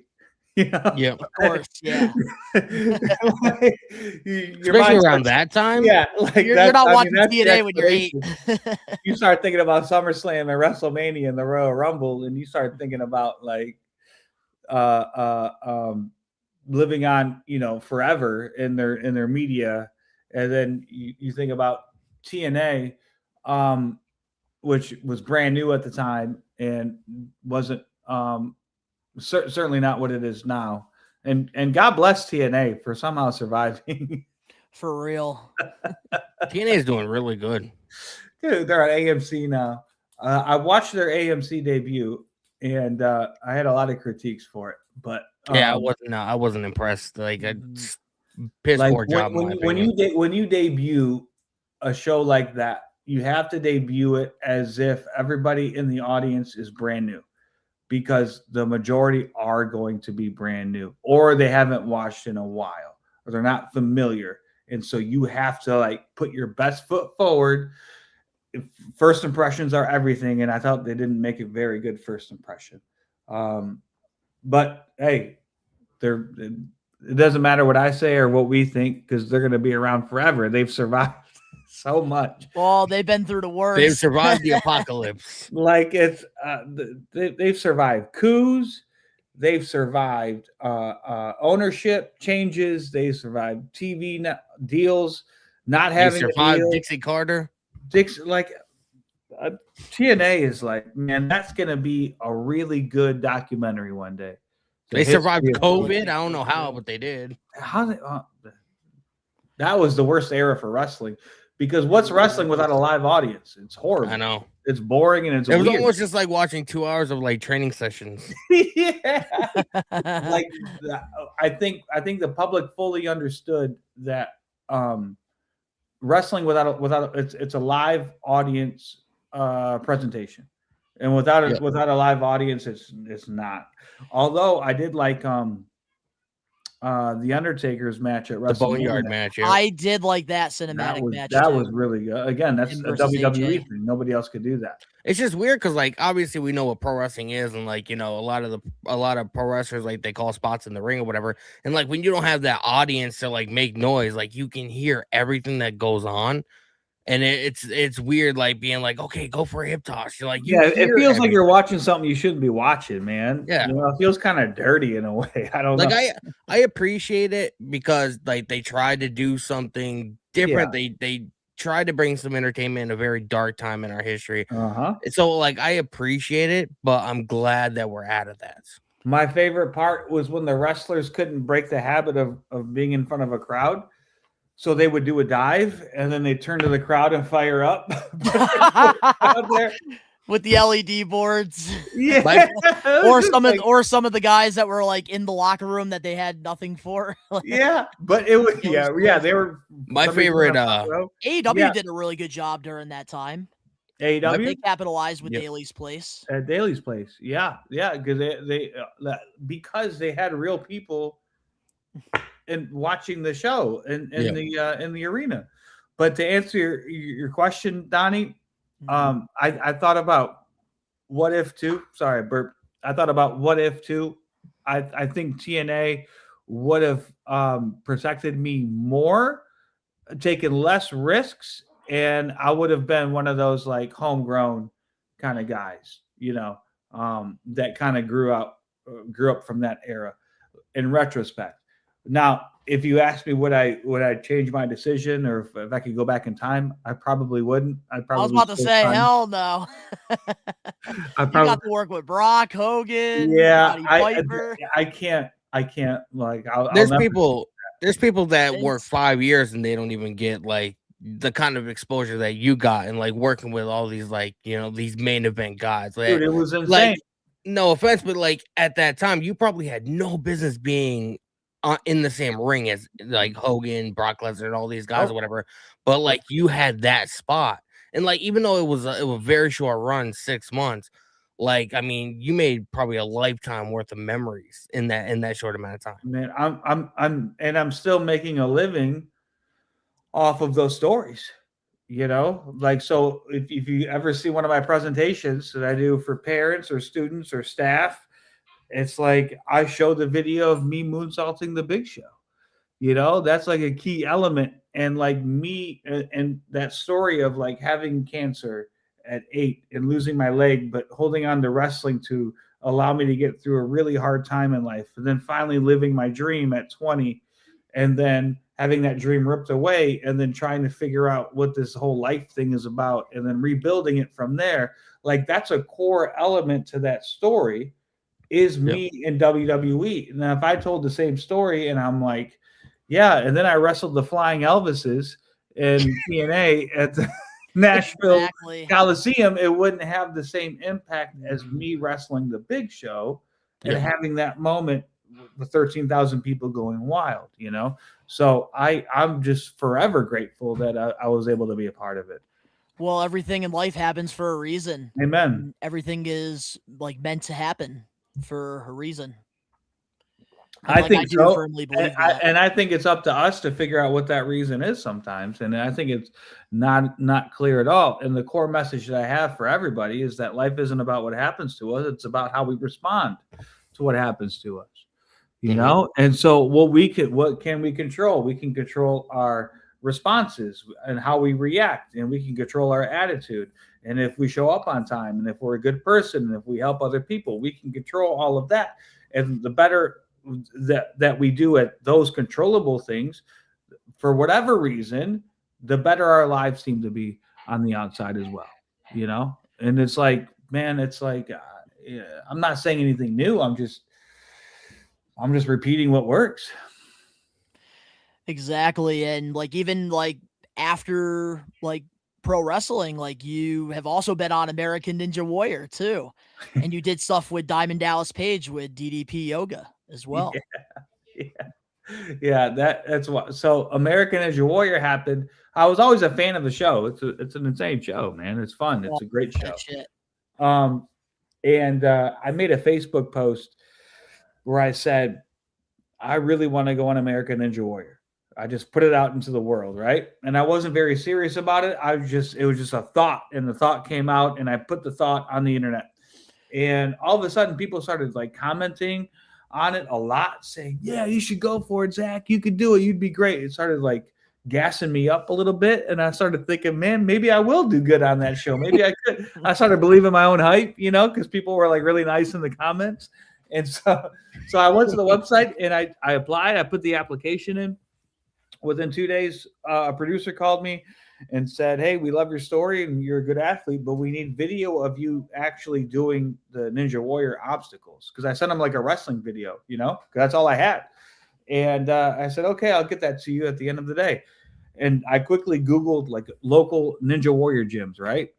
And there happened to be a world-class facility 20 minutes from my house. I drive up there. I knock on the door. They let me in. They let me film me doing all the Ninja Warrior stuff. I get it on tape. I get booked for the show. And then 6 weeks later, we did the show. So I had like 6 weeks to train for American. I'm going against athletes that like literally train every single day for years. It's very specialized. It's almost like rock climbing and a lot of like grip strength, upper body strength, and core strength, Yeah. And so I got further than 50% of the athletes there that night who competed. And I thought that was a huge victory. And the reason why I got further than 50%, not because I'm a better athlete, but because of the big bright lights, the live audience, and the television cameras. I thrive in those environments. I'm used from pro wrestling. I'm used 6 months of WWE. Exactly, man. I felt at home with those big cameras in my face. The other athletes kind of like shriveled up and they got nervous and they got weird and you see what I'm saying? And so they fell early or they didn't do as well as they'd hoped they would do simply because of the hoopla around doing a television show. But yeah, man, that thing aired and 20 people watched it. It was the most watched run on season 8. And it exposed me to a whole new audience, and it's like, cool, man. I get to share my story on this platform too. This is a great thing. And so I value my time. They call me every year and they ask me to come back and compete. But here's the thing. I get older every year and the course gets harder every year. I don't know if you've noticed this or not, but like it's insane what it is now, an American Ninja Warrior. There's no way. It is very different nowadays. Yeah. There's no way I could do it. But I do appreciate them remembering me and giving me a call. But it's not really something I can commit to because it would be a lot of training. I'd have to train. This is like a part-time job. I don't have time for it. I got 4 kids, man. Yeah, time. Exactly. Yeah. And I do want to talk about a little bit when it comes to the current product because you and we spoke on Friday off air. Yeah, I'm locked in. You were telling me that your youngest, he is a WWE fan. He's been getting into the product and you've been spending lots of money on the stuff that's behind me. Listen, man. But the difference, they're not in boxes, man. They're all over my living room right now.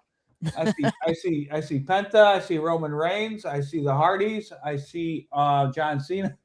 Hey, Penta's a good one. Dude, it is a good one. Man. It's the blue one. He's got the blue outfit. Main event series. Yeah. Is that what it is? Yeah. I only know because like not only do I run the We Are Wrestling YouTube channel, but I also have a whole other channel where I do like figure reviews and like toy hunts. No way. I think we had to order that off Amazon. We couldn't find it at Target or Walmart. We have and my son was looking for a specific Roman Reigns one where he has red shoes. And we found that one at Time Blaster Toys, and they're like a secondhand toy store, and they have a huge collection right here in Livonia, Michigan, man. And they do a great job. And they had the one with the red shoes. Man, my son was so excited when they found it. Well, I do want to ask you as well, speaking of wrestling figures real quick, Jack Specific, man, like they were making figures like during your time. Was there like ever like a plan of getting a Zach Gowen figure out? If there was, I don't remember the conversation. I remember the conversation about the video game. They were saying that I was signed too late for them to code me in, and it would be really challenging at that time to code me in because I have one leg, and that would change how all the interactions with everybody in the game. And so I don't know where that is now. I'd like to think that, man, how cool would it be if they called me up and said, "Hey, you're going to be a DLC in WWE 2K26." You know, I'd love that, dude. I think that would, I've never been in a video game. That would be insane. My kid would go and go wild. But I don't remember any talks about the action figure. And no official action figure has ever been made. And I don't know who makes. I don't know who makes them now. I don't know who makes like the legend. I know Matt Cardona and them have a toy line or whatever. You could probably get in contact with them. They probably want to work with you, make a Zach Gowen figure. I love Matt. I think I might reach out to him and see if there's any sort of possibility of getting a Zach Gowen figure. I think there is definitely. I think for me to be affiliated with WWE, I think I'd have to sign a Legends contract. I believe it is like a Legends or like nostalgic deal. That's like nostalgia deal. Is that what it is nowadays? Yeah. All right. I might. But there's a lot of great independent toy makers out there. I might have to call somebody. Too. I was gonna call Road Dogg, but I can't call him anymore. He's not gonna help me out. I'll be meeting him this Saturday at Big Event. Dude, he's the best. Will you send my love to him? I will. Absolutely. Zach Gowen, and he loves you very much. Tell him I said that, please. Oh, dude, I will. And I'll even get it on vlog too, because I'll be vlogging. Yeah. Get his reaction to that, man. That's my guy. But I'll have to sign. I don't know how those Legends deals work. See, I haven't been in the business in a long time. Hornswoggle just signed one recently. Who did? Hornswoggle. Yep, Swoggle. Oh, he wouldn't help me out, man. He's a jerk. I have He's one of the biggest jerks in wrestling. You know that Hornswoggle is. Really? He's a bully, dude. He's like mean, and he's like he doesn't help anybody out, and he's just like, yeah, Hornswoggle, man. Yeah, my buddy. We met him, and he was nice to us. I think it was like a house show, or it was like a Monday Night Raw at like Mohegan Sun. My buddy went to it back in like maybe 2009, and he was like meeting wrestlers after the show, and Hornswoggle was one of them that was being an ass to him. Oh, really? Yep. I didn't know that. Like, I'm not signing shit. Listen, for the record, I'm just joking about Hornswoggle. I just think it's funny to visualize like a little person as like the meanest person in wrestling, you know, because it's not something you expect. But no, I just don't. I haven't really interacted with him all that much. He did have some funny stuff. Shoot him a text and be like, "Hey, man, how do I get a WWE deal?" Yeah, for sure. But one thing what I would love to know too, because of course, like with like the current product and stuff, a lot of wrestling, like a lot of former wrestlers, especially during your time, they like to talk about the negative stuff. A lot of the times, like, oh, like too many spots, or oh, like too many, like it feels like scripted, this and that. Yeah. What are some of the positives, like from like you watching it, like, because of course, like your son's into it. Like, what are some of the positive things that you like about the current product? That stand out to you? The in-ring, the bell-to-bell wrestling is better than it's ever been, without question. It's just better. And what I've noticed too, because I've watched every single Monday Night Raw for the past 4 months, because my son is we'll watch it together, man. He's 5 years old and he's obsessed. And so that he's gotten me back into watching the product. And I've kept up with the product over the years through social media. And anytime a big story happens, you know, but I haven't, but I've been fully engaged for the past 4 or 5 months. What I like most is that they give matches time now. Man, if you watch a Ruthless Aggression era, Attitude era, Raw, SmackDown, some matches lasted 90 seconds, man. Like it's just like in and out, and then it's everything else around it. Now there's less matches, but they give matches time. And I like watching the in-ring product. I like watching the creative. I like watching what they come up with and why, and dissecting it and absorbing it. And they give it time to do that nowadays. And I think that's a really positive thing.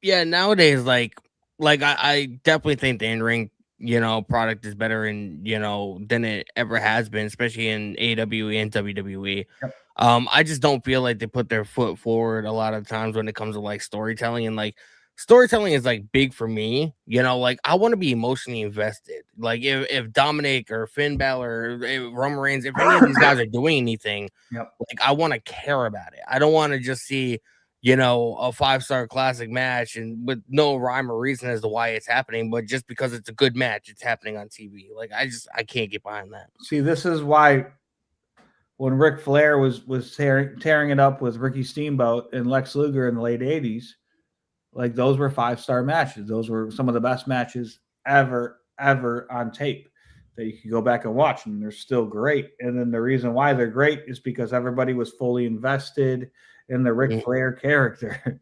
Yep. And they were fully invested in Ricky Steamboat or in Lex Luger finally winning the big one or whatever it was. And it's like it's a symbiotic kind of relationship. You have to have both, and they have to be equal. It's like, yeah, we like Will Ospreay because he has good matches. It's like, well, just because he has good matches, that's not enough to carry a main event storyline. Yep. You're a guy who has good matches. Okay, but like what is it about you? What is it about your motivations? What is it that you're standing up for? What is it that you're standing against? And why? And who's your dance partner? And why does that work? And then when you have the 5-star match that you're capable of, now Meltzer's got 6 stars I've seen recently, which is wild to think about.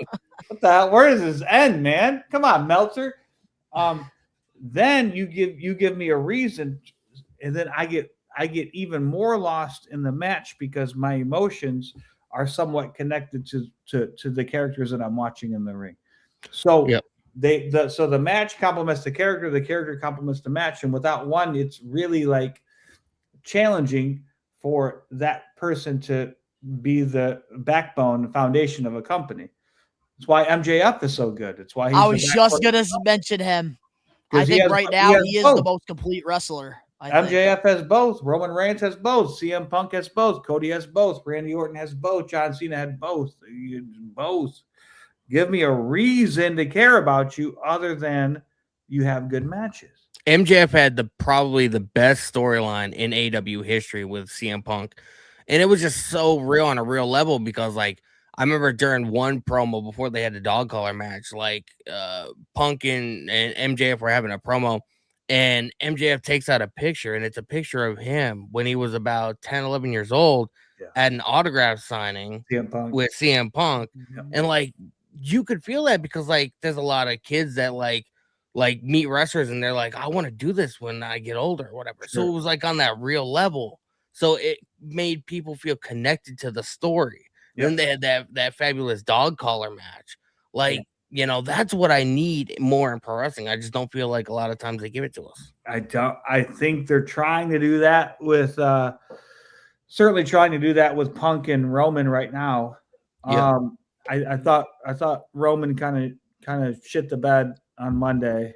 Oh, yep. He didn't, and I need the Roman from 2 years ago, man. When he had all that aura, dude. And then, like, he'd take about 14 minutes to walk to the ring. You know what I mean? I feel like what should have happened was, like how we had that Cody beatdown on Friday. Yeah. I feel like, that should have been Punk. I feel like Roman should have did that to Punk. Like, you're talking about my dad, being dead, and you're going to bury me next to him. I'm going to beat your ass. Like, that's what we should have done. Like, what was Stone Cold Steve Austin do? He'd whoop that ass. It didn't matter. He just did it because as a man, he felt compelled to do it. And as the big dog, he felt this is my yard sort of thing. This is how things are going to happen. And when you can't like the go home word was old.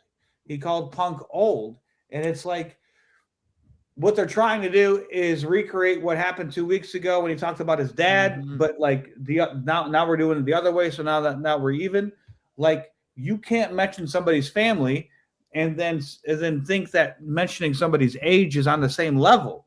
It's not even close. Like if you would have mentioned Punk's dog, like exactly. Yeah, well, I'm gonna Punk would be like right on top of him, like beating the crap out of him. Like, go, man. Let's turn it up, man.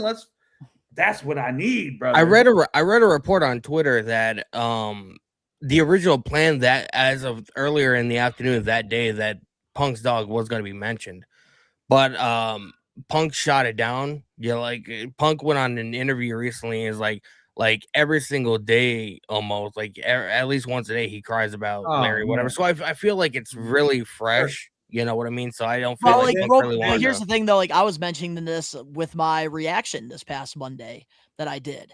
Yeah. Like with Roman Reigns, like why like mention AEW how like CM Punk completely failed. Like mention like he could bring up that something like, personal. Like there's so much things that Roman I feel like could bring at Punk that like we're not getting. Here's the thing: if the original idea is an 8 out of 10, right? We're talking about the dog, and then you say, "All right," the talent goes, "I'm not comfortable with doing that." And then, as creative, you go, "Okay, then we need to come up with something better, like we can, or something different." It's got to either be better or different. It can't be the same but worse. But like imagine like Roman Reigns like but worse. making it a comment like about like real glass or something. Sure. Like trigger. Yeah, but that's a very niche thing. Like not everybody will understand that. Yeah, no, that's true. But they could have definitely mentioned it. I mean, Punk did mention Samoa Joe, which I thought was pretty cool. I got a reaction. I was on my stream watching that live, and I was like, why are they throwing shade at fucking Samoa Joe? The dude out with the concussion. I thought that was cool, but Punk just like.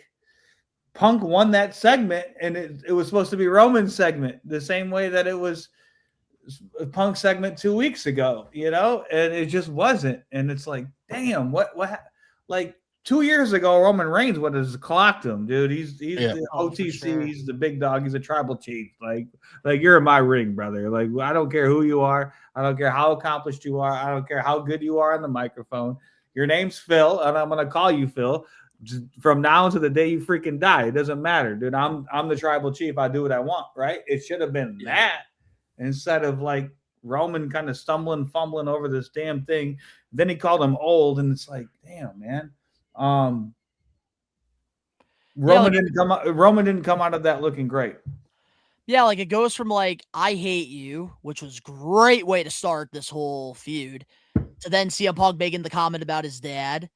And then I thought the Usos and CM Punk last Monday on Raw, they did a great job. I thought that was good. It makes logical sense for the Usos to feel frustrated. That's probably the best Usos segment. And the Usos were true to themselves. They were authentic and they were true. They go, no, forget about all that. Apologize for what you said. And then Punk would start like, no. Forget about that.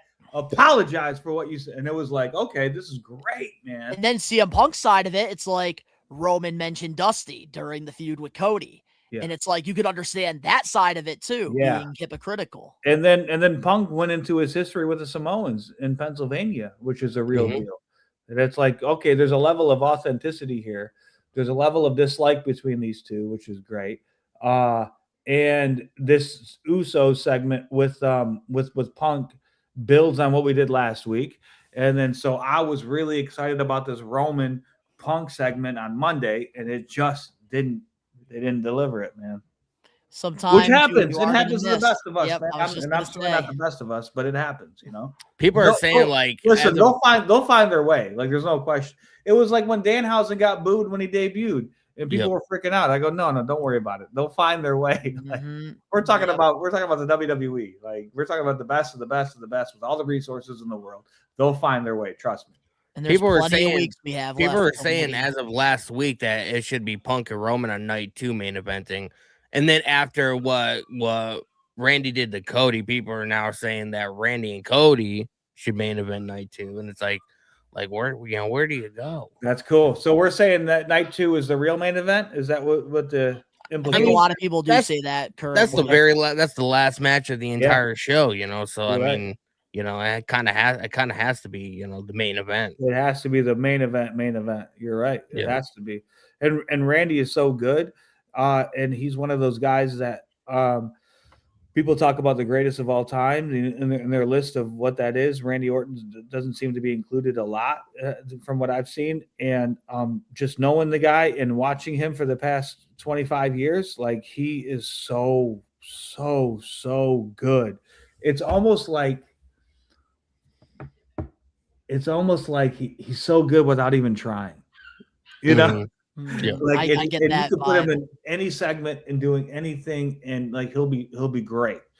But when you put him in that main event, and then you got Cody Rhodes there, and then you got the spotlight, you got WrestleMania. That's when like something inside of him kind of elevates, and then that's what all the greats do. They always elevate for the moment, and that's what I need Roman to do. I need Roman to elevate to the moment, and I hope he does because I think he's amazing. I love him. I will say, like transferring over to the whole Cody and Randy dynamic.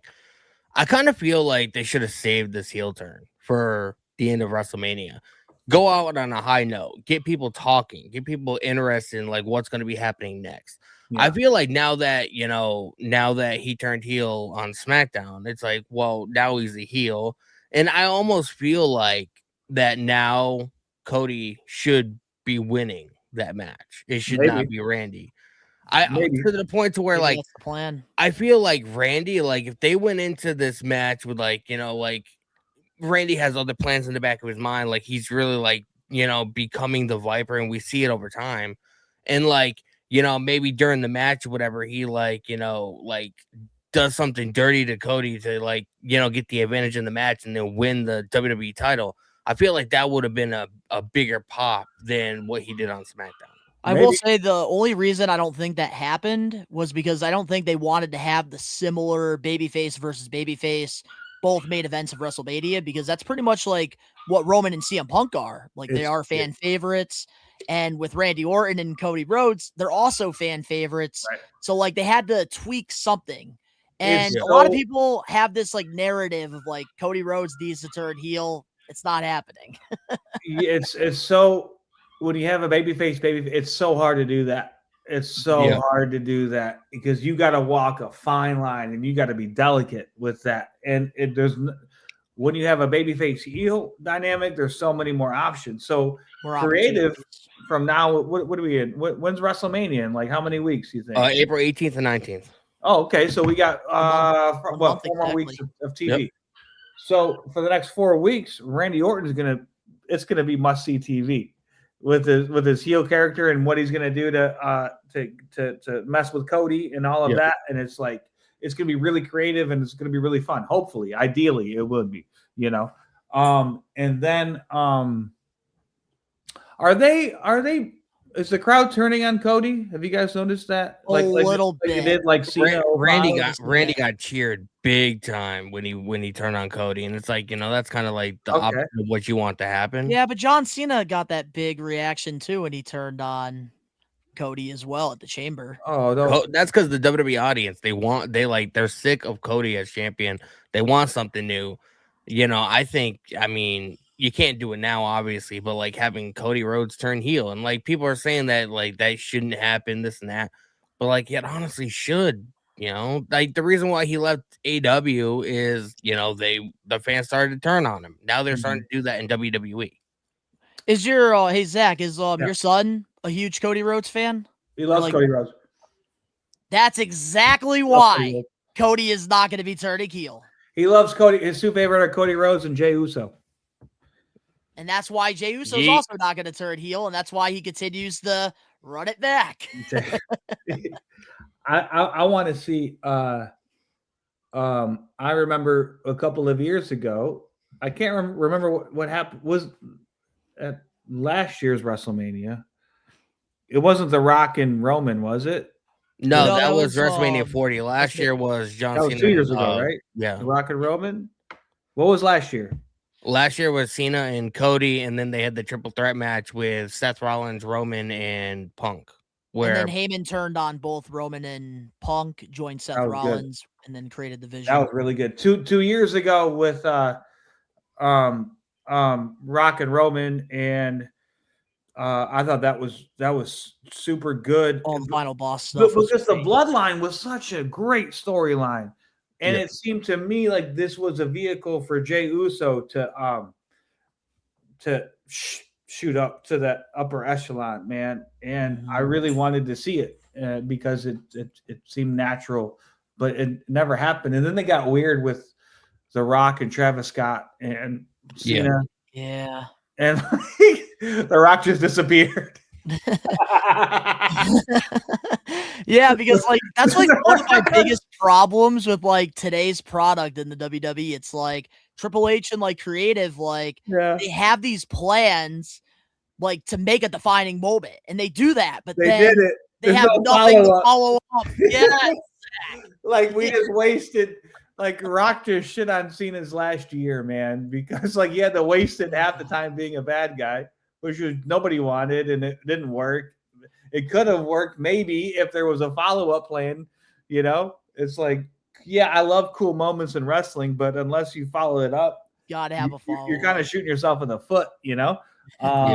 But like I'm interested because I heard that WWE Unreal Season 3 is all gonna be all about Cena's last run. Which means they're gonna be going into like his heel turn and like why that happened. Like, so I'm kind of curious, like, to like see what they say about that. I love it. Rock just came in and he goes, "I'm the Rock. This is what we're gonna do." And how are we gonna follow up? I don't know. Maybe A lot of people speculate that maybe The Rock and Triple H have real heat, and you know maybe I want to know. maybe in The Rock season doesn't 3 like is listening to Triple H. Well, if they didn't before, they do now. I promise you that. You ruin a year's worth of TV and ruin John Cena's retirement tour. Our We Are Wrestling member Angelo in the live chat. Don't get me started on the bald fraud. Oh, The Rock is so funny. Listen, if I could do that, I'd do it too, man. So I can't hate on The Rock. Oh, for sure, absolutely. But if I'm running that company, or if I'm John Cena, I'm not happy with The Rock at all, bro. So, who are like some of like your favorite like current guys right now? Like some of the underrated talent. Penta's one of my favorite current guys, man. All I want to do is be Penta's agent and help him put matches together. Because I see like there's it's great, but it could be there's things that we could do to make it just magical, man. I love Penta. Who else do I like? Who I like watching now? Some of the new current guys. I'm trying to think. My favorite is probably Dominic like? Mysterio. My favorite is probably Dominic Mysterio. Dom is a natural, man. Dom, he like people. He's got like some of that old school heat that's like very valuable. He's got some of that valuable heat, man. People do not like Dom. I like Rhea Ripley a lot. I think she's incredible, man. So good. I like I love Oba Femi too. Oba Femi is my guy, bro. Like him and Brock Lesnar, like that sold WrestleMania. Like that's like besides Randy, Cody, and Punk and Reigns, that's like the one thing that really feels like WrestleMania worthy. That's like, a that WrestleMania match, dude. That's the immovable force versus the whatever Gorilla used to say, the immovable object versus the irresistible force, man. Like that's what we like, man. We like to see these two gods, bro. This is a Marvel freaking movie. Those two guys going at it, and because they're gonna beat the hell out of each other, because that's what Brock Lesnar does, and Oba Femi, I don't think he knows any different. So that's who I really like too is Javon Evans, man. Javon Evans is great. Javon Evans. I'm sorry, Javon Evans, dude. At 21 years old, and here's the thing. I'm watching this. I've been in the pro wrestling business for 24 years, and I'm watching Javon Evans. I'm watching his timing. I'm watching how he gets up in the middle of the ring. I'm watching his motions. I'm watching when he knows instinctively when to fire up and when to come back, and then when to fire up a little bit and when to fire up more and when to get the most out of everything. And he has all of that at 21 years old now. He's one of those Randy Orton types.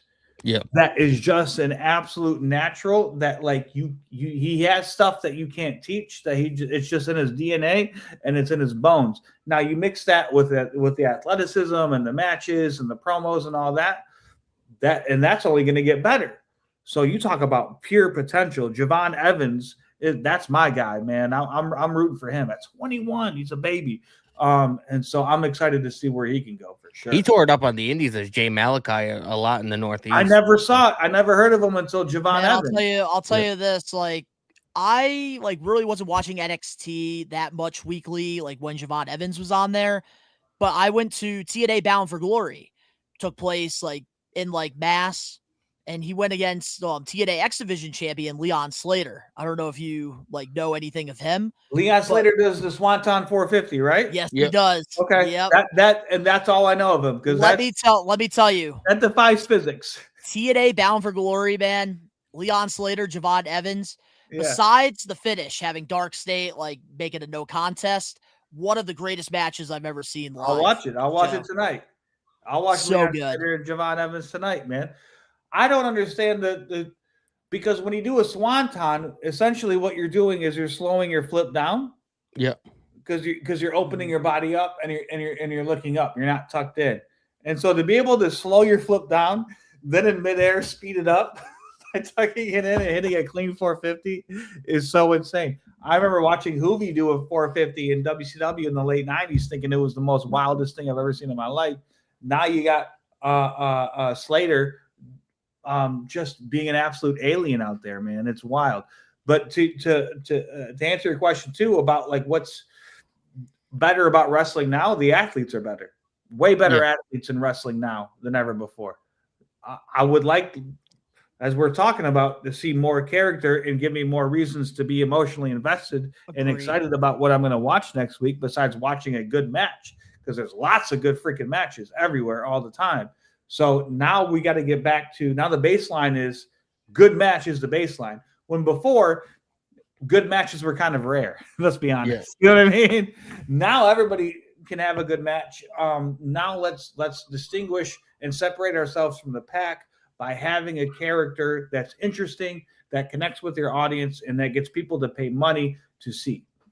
So we have this. Hold on. Speaking of your career and things that you've done, one thing that intrigued me was, and this goes back to getting emotionally invested, was that episode of SmackDown where Mr. America invited you to sit ringside. You're sitting in the chair. Vince comes down. He's like, what are you doing here? He tries to have you. He has you arrested. Yeah. And Mr. America ends up losing by a count out. And then he gets attacked by a steel chair, and then they're hyping up the lie detector test for the following week. And I feel like that's a lost art, having something end a particular show and then carrying it over to the next week to get you invested and to be like, I gotta watch next week. What's gonna happen? You know what I mean? That doesn't happen much anymore. To your point, I agree with you. Everything you said. I think it might be a different model now because of Netflix. Mm-hmm. So they might really want to focus on storylines contained within the 3 hours that have. But that doesn't necessarily happen on SmackDown. And SmackDown's still on the USA Network here in the US. So, you're right. No, I like that, continuing storylines, and I hope we see that with Randy and Cody over the next 4 weeks. With Creative and Randy getting together and doing some dastardly shit, man, and doing stuff that you call your buddies up and and you're like, dude, did you see what Randy Orton did on, you remember when they've done it back in the AEW just did it with they burned Swerve's house down. So back in the in the 90s when Brian Pillman would kick in Steve Austin's door, I think, and no, it was Steve Austin. I think was it Steve Austin that kicked in Brian Pillman's door and Pillman had a gun or whatever. Yeah, he did. Dude, that's cool. I like that stuff, bro. DX with the censorship with USA Network. Undertaker and Triple H did that in the 2000s too, man. But what I'm not saying, and that probably I think there was a Bray Wyatt deal with in his shack in Louisiana or something, if I'm remembering Yep, correctly. they did do a cinematic match. I knew it. It's, okay, yeah. So I think we're gonna see some of that creativity in the Randy Orton deal with Cody for sure. I hope The real so, question too. is like who Turn was that on the clock phone with back. Randy on Monday, and when he was, filmed in, 480p from a cell phone from 2005, like who was on the phone with Randy? He said like, "Thank you for opening my eyes, and I'll see you in a couple weeks." Like, who do you think that was? It was the same guy who drove the limo in WCW. He drove the white Hummer in WCW. It was the Hummer driver. Can you imagine? Let's tie it all up. It's Eric Bischoff. Okay, now what do we do with it? Okay, cool. Like, we NWO's need back. something. Randy We need Orton's the new leader in the NWO. What? Now we're taking over. Come on, why not? No, let's not do that. It's a horrible idea. So one of the funniest things that we have here on the We Are Wrestling Pod, probably the biggest Liv Morgan fan. Yeah. Always a part of the live watch alongs, always commenting on the videos, always here with us every Wednesday, 5 p.m. Eastern Standard Time. And he wants to know, Zach, where would you rank Liv Morgan on the list of greatest women wrestlers of all time when it's said and done? Well, listen, we got to wait till it's said and done before you can list her. I think she's an incredible talent. I think she's an asset to the company. She has been for a long time. Like, she's over, man. And it's her and Dominic now, right? Like, they're together in that deal, and I think that's a great pairing. And she put me over in a tweet once too. I never met the girl, but she put me over in a tweet once, and I thought that was really kind of her to do that. So I'm a big Liv Morgan fan. Not as big as you are, but nobody's bigger than him. Nobody's bigger than you, brother. And so I got nothing but love for Liv Morgan for sure. Hell yeah. Well, let's rapid fire through some of the comments here in the live chat before we close off this week's episode. We have Wrestling Ron plus all the love and respect to Zach. Thank you for the memories. My pleasure, Ron. Good things happen to good people. Zach is one of the good ones. Amen, buddy. Thank you, dude. Definitely agree, man. Angelo, crazy story. Great story. And then we also have here in the live chat, we have Kyle. What's up, guys? I want to see Randy win his 15th WWE Will it be his championship. 15th if he wins at WrestleMania? Dang. Yep, it will be. Do you think he beats the John Cena record? What's John Cena at 17? Yep. 17. He can't, man. John Cena's the GOAT. You can't beat it, and you can't. You know what's crazy? John Cena did that promo where he's like, I'm going to retire next week, and then in a month, everyone's going to forget about me, or something along those lines. And he was 1,000% right. That's how fast the wrestling was. That the interview he did with Chris Van Vliet, I think? Was it? It might have been. I thought it was a promo. In my head, I thought it was a promo, but it might have been the Van Vliet interview. Shout out to Chris, man. He's a great guy, too. The best interview in the business. Like, nobody even comes close. He's the best, man. I got to meet him at Big Event last. He's the Joe Rogan of wrestling, but he's not controversial, Yeah, it's just like a nice, like, fluent conversation that he likes. My dream, I know it's kind of corny, but my dream is to be able to have him on the podcast at some point. Like, I would just love to be able to like pick his brain. Reach out to him, man. Maybe I can connect you guys.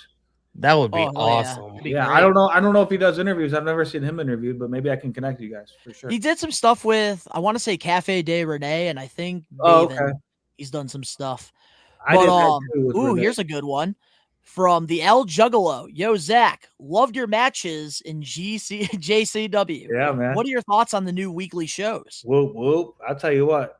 I haven't watched full episodes. I've only seen clips, but I do know this, that Violent J is so invested in making the new JCW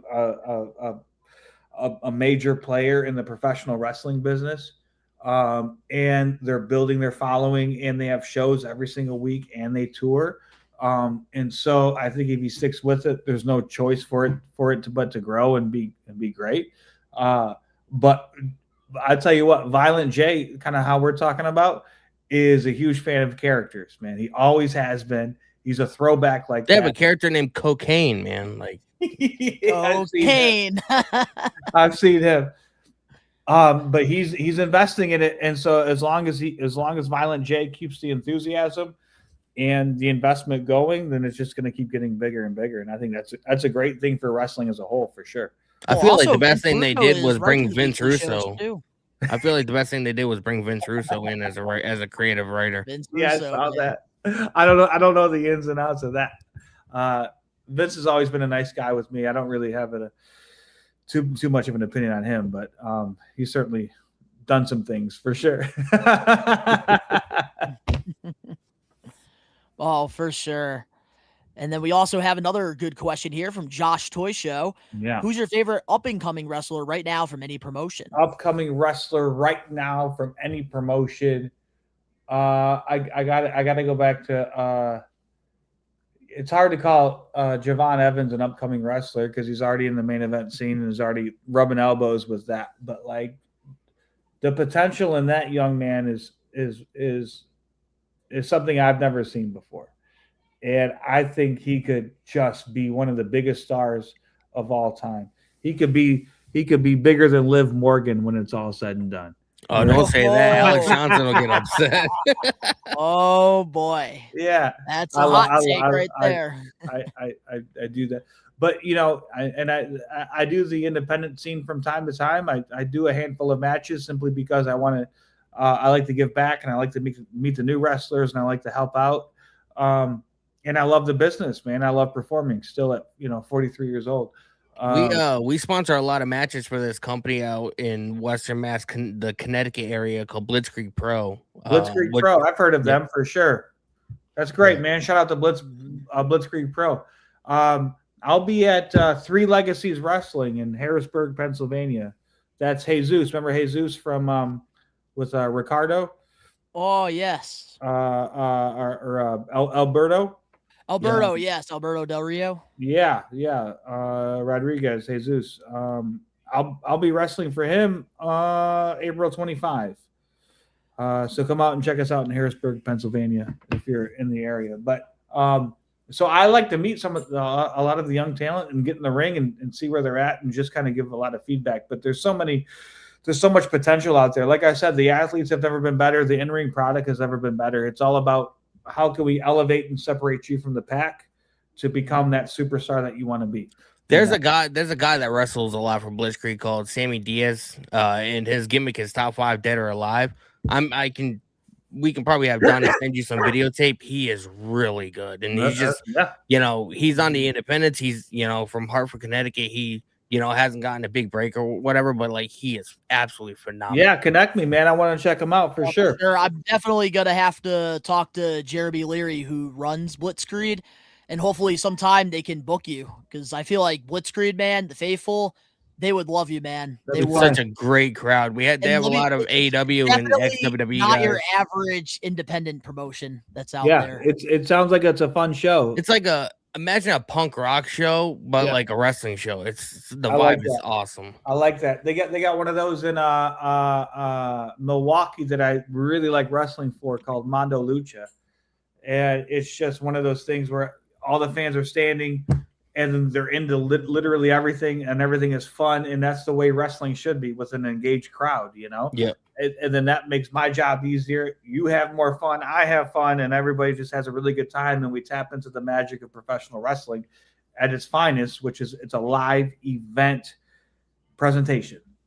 Yeah. Donnie is like, he knows Jeremy better than I do, but we could definitely probably get you booked for Oh, cool. Yeah. Connect me, man. I'll be happy to talk I will, man, for sure. But anything else you want to say to the We Are Wrestling Maniacs before we close off? Thanks for supporting and congratulations, guys, on 200 episodes. That's amazing. That takes a lot of dedication and commitment and work. And obviously, like we talked about before, passion underneath all of that, man. So continue following that passion. We need more people like you in wrestling who would just want to promote and talk about and grow the business. And that happens because of people like you. So thank you for having me on, and thank you for the interest, and thank you for all the questions that we had in the chat as well. And look anytime you want to come on, just message Donnie and we can make it happen. I appreciate y'all, and man, very ring much. announcement, man. already in here. We shall have to be in touch. That's So it. Let's do it. we'll get it. We'll But love to it. all the We Are Wrestling Maniacs out there worldwide, we hope you guys enjoyed episode 200 of the We Are Wrestling Pod. If you did, smash that like button now. If you're not a We Are Wrestling Maniac yet already and you're listening to this, wherever you get your podcast, leave us a 5-star review, not just any review, a best one review, and download this episode and give us a follow. But if you're not a maniac yet already, over on the YouTube channel, where you get the best pro wrestling content. Live episodes of the We Are Wrestling Podcast every Wednesday, 5 p.m. Eastern Standard Time. Live watch-alongs for all the WWE PLEs, AEW pay-per-views, and, of course, reactions, vlogs, pro wrestling content. Recommend you guys to hit that subscribe button now, turn on the post notifications. Links down in the description box below. You can go follow myself and Danny over on our social medias and other adventures down below. Zach, is there anything you want to plug that I could throw down in the links? Yeah, no plugs, man. No Hey, plugs. Hey, just spread some love to the people around you and help somebody out today. That's all I ask. Hell yeah. So to all the We Are Wrestling Maniacs out there worldwide, we are taking over. Peace.